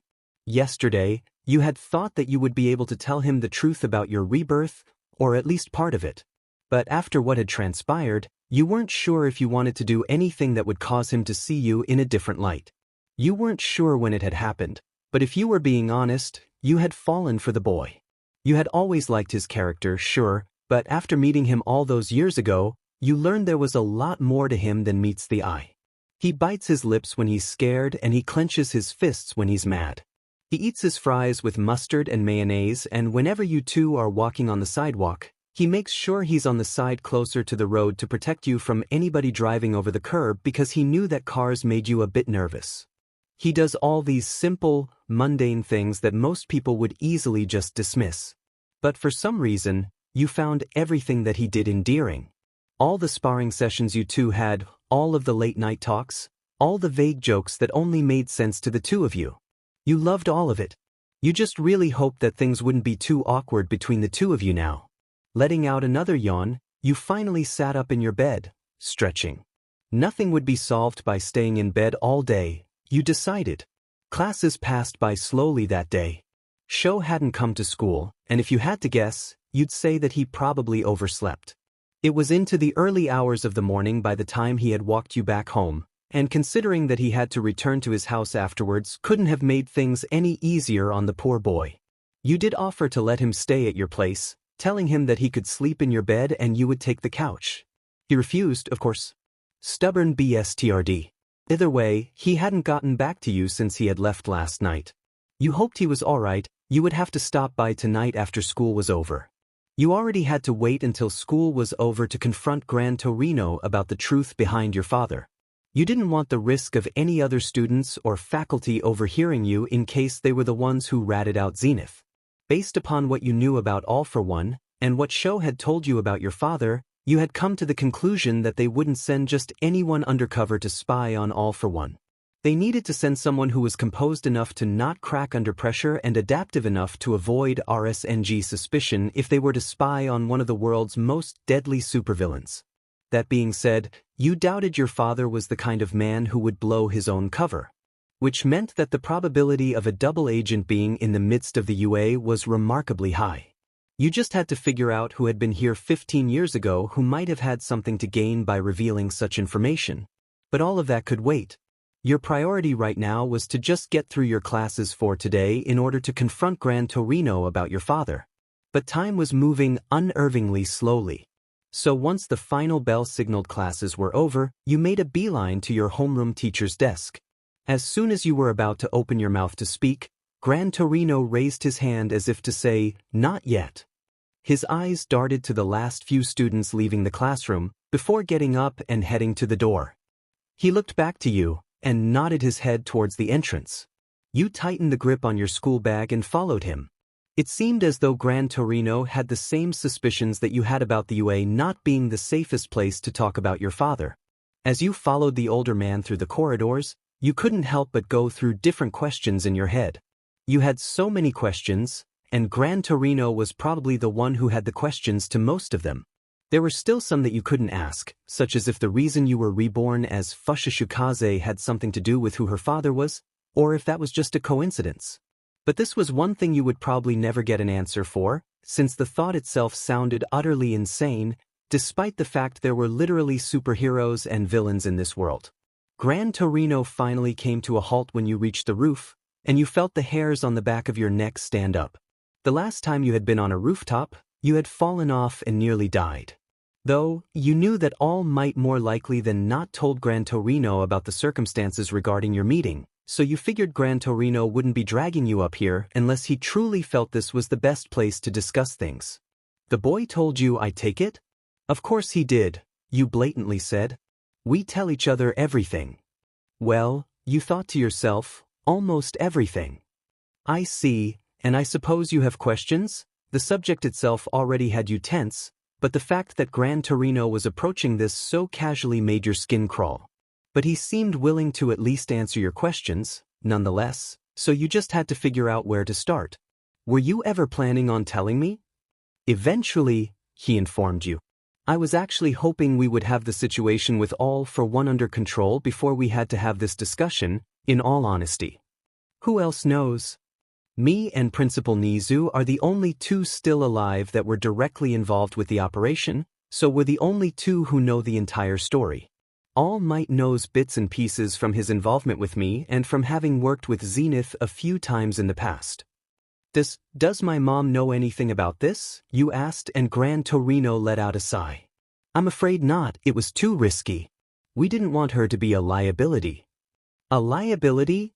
You clenched your fists in anger at his reveal. Are you freaking kidding me? Her husband is dead because of you. Though she wasn't your original mother, she was your mother in this life. And she was a fantastic one at that. She didn't deserve any of this. If we had told her the truth of what happened, she would have demanded justice be done. She would more likely than not let it slip to someone that her husband got killed by All for One, and if it got back to him that Yusuke had a family, there's no doubt in my mind he would have killed you both. This was safer. So what? Did you seriously let her believe that her husband was swayed to the dark side and joined up with the villains while she was expecting? What kind of Star Wars sheet was this? Were your parents seriously supposed to be the Anakin and Padme of the My Hero Academia world? That isn't what happened, you fool. Gran Torion snapped at you. When All Might's former teacher was killed by All for One, his main focus was on getting revenge on the one responsible. After I took him under my wing, he formed a bond with my former prodigy, Zenith. When the opportunity arose to go undercover to gather intel on All for One, All Might was eager to jump at the opportunity. But he wasn't even done with high school yet. We couldn't let him throw his life away by doing something he wasn't ready for. So your father volunteered for the mission instead, knowing full well what danger it held. We created a new identity for him, under the alias Stormbreaker. We completely erased Zenith's identity from public record in order to prevent anybody putting things together. If anyone found out that they were the same person as Fushishou Yusuke, everyone related to him would be in danger. He had acquired crucial information against All for One, information that will hopefully take him down in the near future. But how did he get caught? If you were as careful as you say you were, he shouldn't have gotten caught. There has to have been a mole somewhere in all of this. Someone else had to have gotten involved in this for him to have gotten caught, so there's something that you're not telling me. Look, that's the part we don't know. You're right to assume there's a mole somewhere in this, but we don't know where. That's why we've been trying to keep this whole thing under wraps. We can't risk them finding out about your relation to Zenith. If anyone were to find out, you would be in danger. So, why recommend me to the UA in the first place then? You inquired. The tension in the air was thick enough to be cut by a butter knife as the words left your mouth. It's easily in the public's eyes, or at the very least, it's in the viewpoint of the one who sold out my father. So if your thought was to bring me here to keep me safe, then I'm sorry, but you're probably bringing more attention than you're preventing by having me here. I know. But tell me, if someone were to approach you and tell you that you couldn't become a pro hero, would you have listened to them? You were clenching your fists so tightly at this point that your fingernails pierced into your skin and caused blood to surface. You hated the fact that Gran Torino was right about this. If anyone had come up to you and told you that you couldn't become a pro hero, you would have flipped them off. If someone who was quirkless like Midoriya Izuku could become a pro hero in the future, then there was no reason why someone like you couldn't become a pro hero in the present. But still, you were hoping that Gran Torino had been telling you the truth when you had first spoken to him. That you had impressed All Might. That you did have potential. You didn't just want to be here to be babysat to make sure you didn't do anything stupid to catch all for one's attention. So, now that I know, what does that mean? Are you going to tell me that I have to quit the hero program for my own protection? On the contrary, Fushishu. That just means that from this point onwards, shit gets real. Come on, show. Talk to me. You puffed out your cheeks as all you got in reply was a muffled groan as the boy readjusted his position on the desk he was currently half asleep on. It's been a week since you two kissed, and the boy was gone from school the entire time. This was the first day that he's been back. Well, physically at least. Shoo, you pouted, poking at his cheek. He shook his head at the sudden touch, causing his hair to fall over his face, completely obscuring your vision of the boy. You're killing me here. I think you broke him, Yamada commented, glancing over as he picked up his bag. The only positive part about Sho's absence was that you were able to get closer with the blonde, finally feeling confident enough to say that Yamada was a friend. He's been like this all day, you informed him, looking back at Sho worried. When he had arrived at school this morning, you were ecstatic considering that he was gone for so long. He hadn't even been answering any of your texts or phone calls. You even went to his house to make sure he hadn't died, but nobody was home. You hadn't been able to properly talk about your kiss or of your plans for All for One, or of what Gran Torino had talked with you about, and you were beginning to think that something had happened to him, and were fully prepared to send a search party which consisted of you, Yamada and one of his other friends, a boy named Shirakumo Oboro, if there was still no sign of him in a few days. Your luck seemed to have finally turned around when you saw Sho walk into class today. However, the first thing he did when he arrived was plant his head on his desk and nap. He hadn't acknowledged you in the slightest, which worried you. Not to mention the fact that when you two went from class to class, he had simply carried himself along like a zombie before proceeding to sleep in the next class, and the one following. The CYCL continued on until the very end of the school day. And even now, despite having spent pretty much the entire day sleeping, he was still unresponsive. Is he all right? A new voice asked, and you glanced over to the speaker. There stood a girl, who was giving you a curious look. She twirled a lock of her curly, dark red hair between her fingers. Behind her stood a tan boy, his arms crossed and eyebrow raised as his piercing blue eyes looked at the scene before them. You were suddenly very self-conscious of the audience in front of you. You had never spoken to these two before, in fact, you hadn't even learned their names. Though, the school year had technically just started, but you couldn't help but feel a bit bad. You had only been focusing on Sho and Yamada, the two that you had recognized as characters from the series. But this was real life, and these were real people. It wasn't fair of you to just ignore everyone else and treat them as extras. You really were starting to sound like Bakugo. Whatever, maybe when you got older, you would also become a teacher at the UA and take Bakugo under your wing and help him become a little less of an a-hole. Maybe. Actually, are you all right? The redhead girl's voice snapped you out of your thoughts, and you laughed sheepishly. You hadn't realized you'd been silent for so long. Fine. I'm just worried about Sho. I've never seen him like this before. He hadn't been to class all week either. Maybe I can help. The girl gave you a sympathetic smile. My dad's a psychologist, so I've learned a thing or two growing up. At that declaration, the male behind her snorted.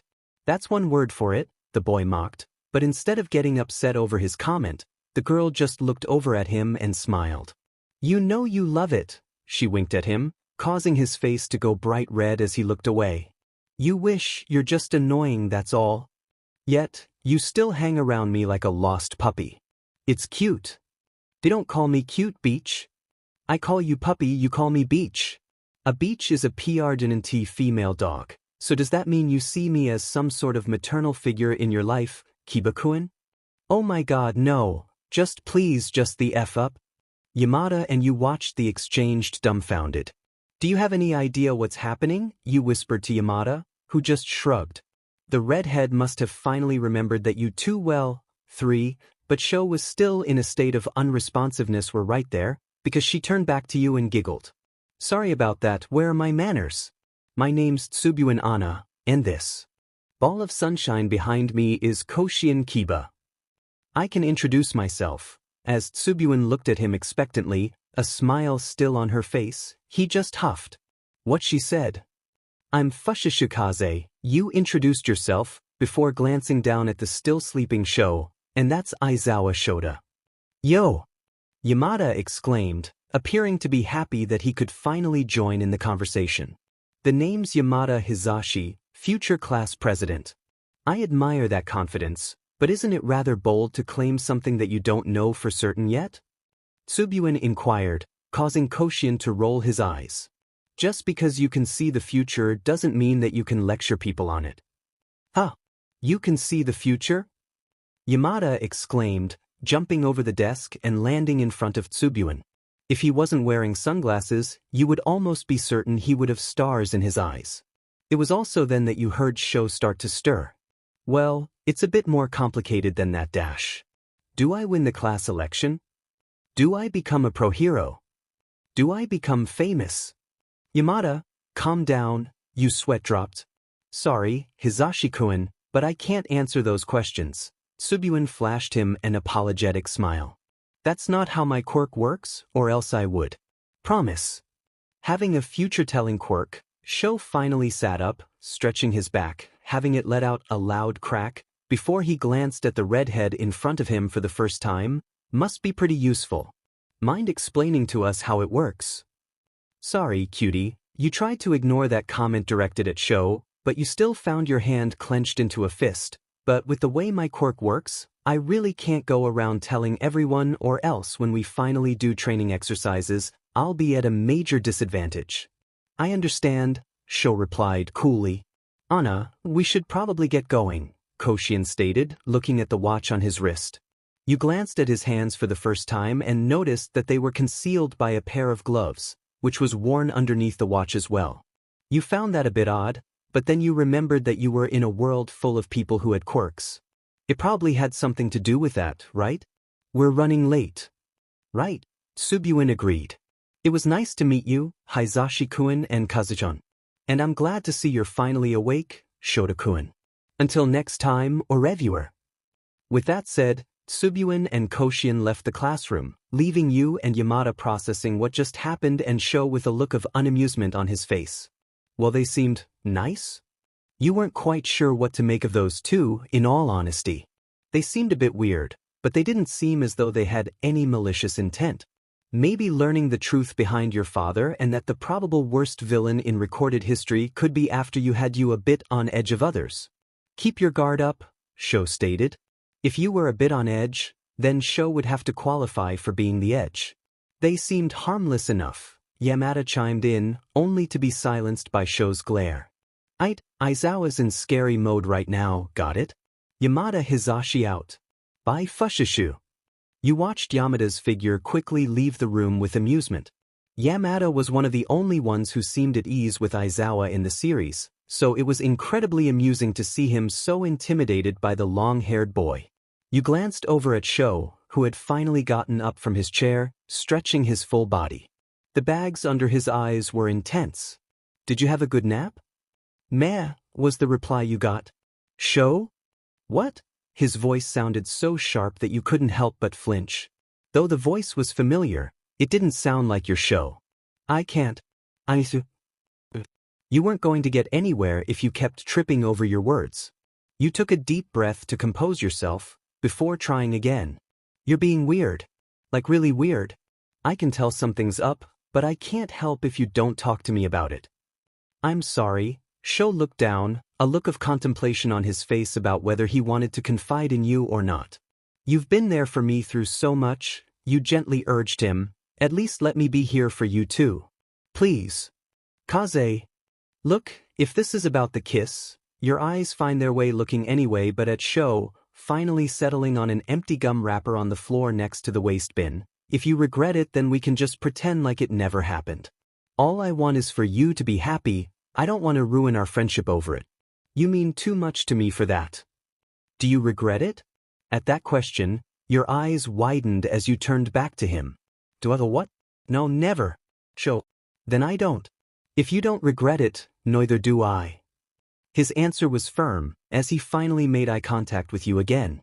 But then why have you been avoiding me? You haven't answered my calls or my texts. Sho, I've been worried as shit about you.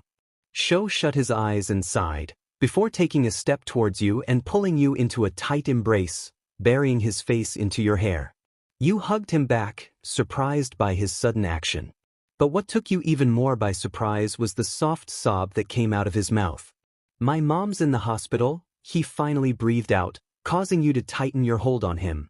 Oh my God, Sho, I'm so sorry. You rubbed comforting circled on his back as he continued to sob softly into your hair. The doctors don't know if she's going to make it. She didn't. It was a sunny day when Aizawa AI's funeral was held. Though you should be grateful that the weather was fair, you couldn't help but feel wrong. It was on days like these that you and Sho had training sessions.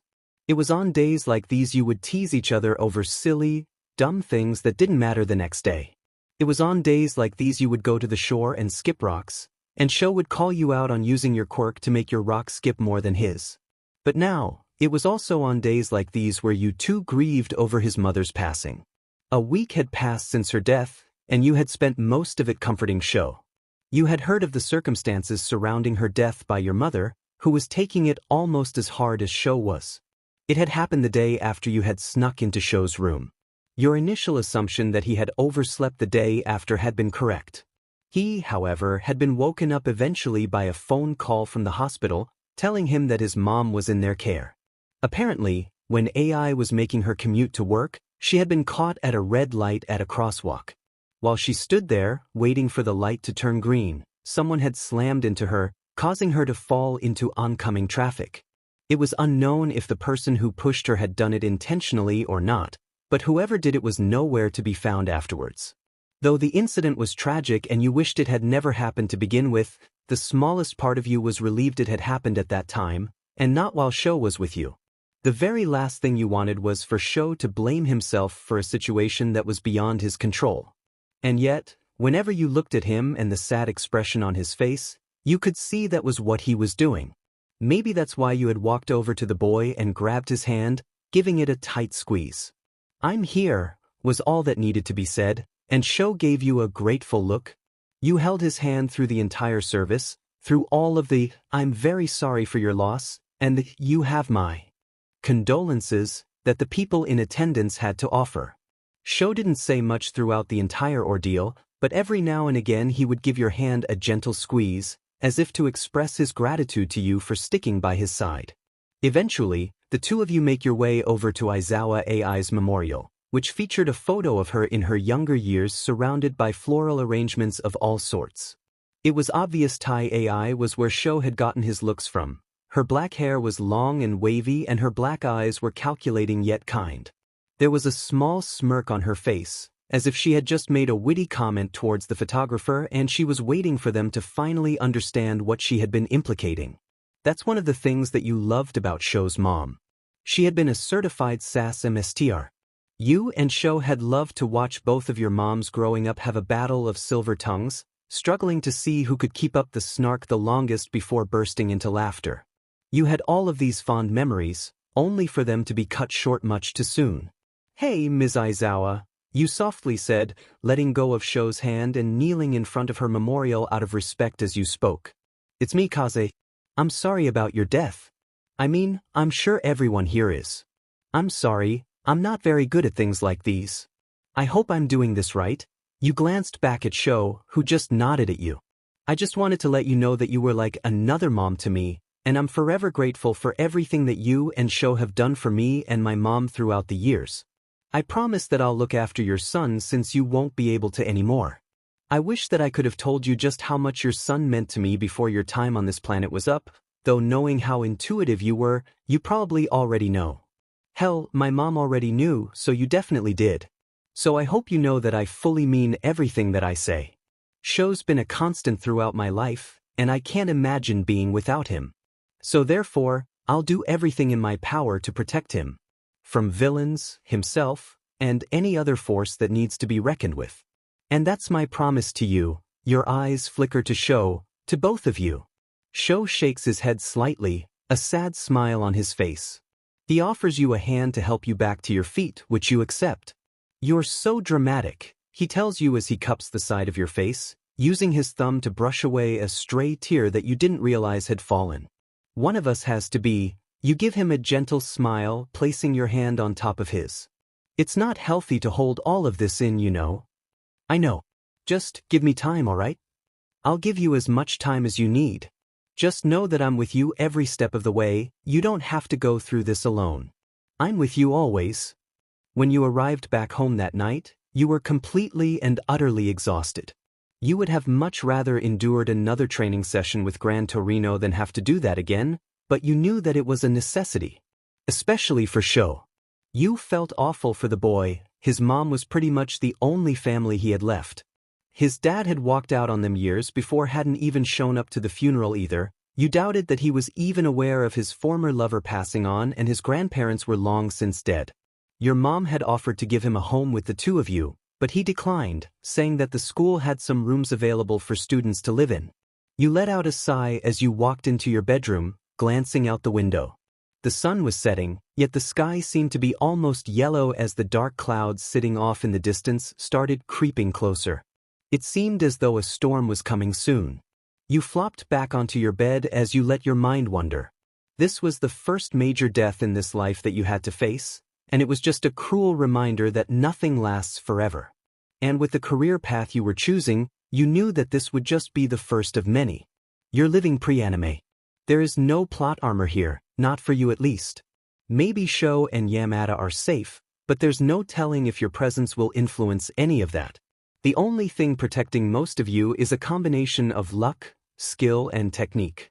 You're ahead completely blind for another 15 years. There's a lot that could happen during that time. PRD. Your eyes flicker over to the journal sitting on your desk. The journal that has everything that you know about the MHA world written in it. If it fell into the wrong hands, the results could be catastrophic. You had wished that there was a better option to store the information instead of writing it down, but you figured that was the only way. You did not trust your memory to be perfect after having to wait 30 years between having last had access to the information. You were surprised that you were doing as well as you were at remembering, but you had chalked that up to you being in a 15-year-old body with an equally young brain.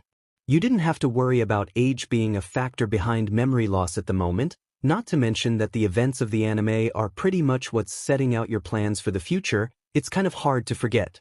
Still, it was dangerous to keep this journal here. You did have 15 years to go before anything in that journal would give you any use. And based upon what Sho and Gran Torino had told you about what happened to your father, and how there was a chance that All for One might find out about you, having the journal anywhere that someone could link you to would be a grave mistake that could jeopardize the entire universe as you knew it. So you had two options. Destroy it and hope your memories aren't complete sheet in 15 years, or hide it somewhere that nobody will be able to find except you. You trusted yourself a hell of a lot more to be able to remember where you hid it than you did trying to remember the events to come, in all honesty. So that's what you chose to do. Glancing out the window, the dark clouds were closer now, but it seemed as though you still had a little bit of time before the storm rolled in. You didn't quite understand the reason why you felt the need to get this taken care of at this very second. However, you suspected it having something to do with Sho's mother's death, it having reminded you of your very own mortality and just how dangerous simple things can be. If AI was killed because of getting pushed in front of a car on her way to work, then that just proves you can die anytime, anywhere. Villain or not. You're not immortal, nor are you impervious. You're just a girl who can play with the breeze. You pull yourself out of bed and go into the kitchen, rummaging around in your cabinets until you found what you were looking for: a sealed plastic container. This should be enough to protect your journal from the elements, but you wanted a second layer of protection. Oh! You lit up, realizing what would work. You hurried back to your bedroom and sat the plastic container next to the journal, happy to see that the journal would fit inside. You dug around in your desk drawers until you pulled it out: your shogi set. You had gotten it from Sho several Christmases ago when he was insistent on teaching you how to play the game. It's gone untouched for a few years now.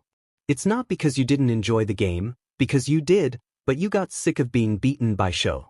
It was a appealing box, and you momentarily wondered how Sho, who was a child at the time, was able to get his hands on something like this. It was a wooden box made of cedar. The name of the game was engraved on the top, and on the side, your name was engraved. You remembered tackling Sho into a hug when he gave you the gift, much to the boy's embarrassment. You let out a gentle sigh at the nostalgic memory, before shaking your head. You had to focus on the task at hand. You emptied the contents of the shogi box on your desk, the tiles spilling everywhere. You gently placed the journal in the plastic container, making sure it was fully sealed before placing it inside of the shogi box. You hoped you did a good enough job protecting the journal, but now you guessed that only time would tell. You picked up the box as you left the room, making one more pit stop in the storage closet down the hall, grabbing a trash bag to wrap the shogi box in just to be extra secure. It was going to be hidden for a really long time. As well as your mom's hand trowel that she used to plant flowers in the springtime as you left the apartment. If you had to bury it somewhere you would remember and no one else would find, then you knew exactly where you would do it. When you had returned home, you were soaked to the bone. The rain had started just after you had finished burying the box. You would have been sooner, but you made sure to take a very roundabout way to your destination. You highly doubted it, but if there was even the slightest chance that All for One knew about you, you didn't want to risk being followed. One could say you were being paranoid, but you would just say that you were being cautious. You wouldn't want to risk that kind of information falling into the wrong hands after all, which is exactly why you buried it.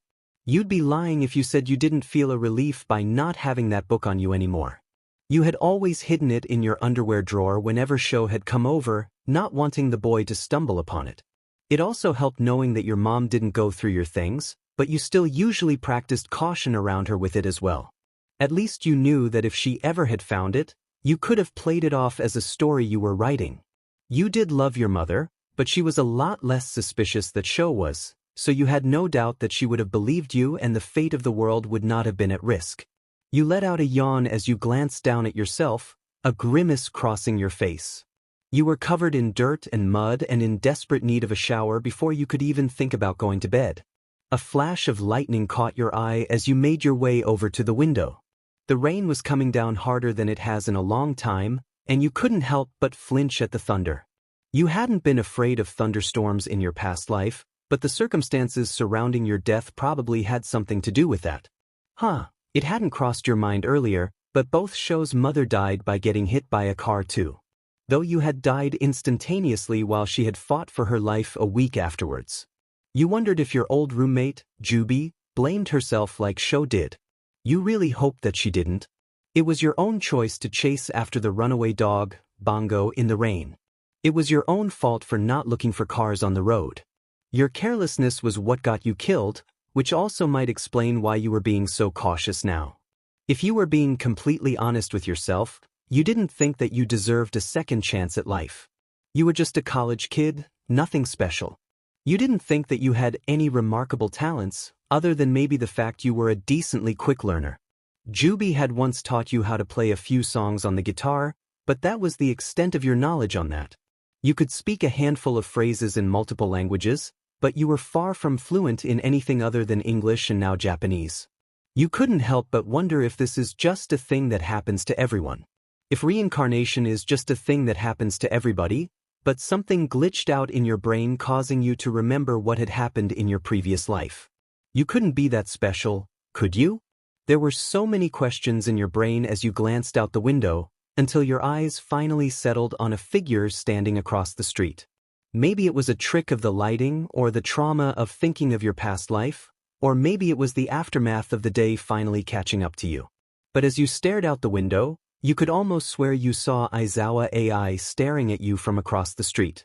And as the lightning flashed again, the street was empty once more. Fun fact: when describing hair colors, blonde is the masculine form and blonde is the feminine. It's the same with brunette and brunette.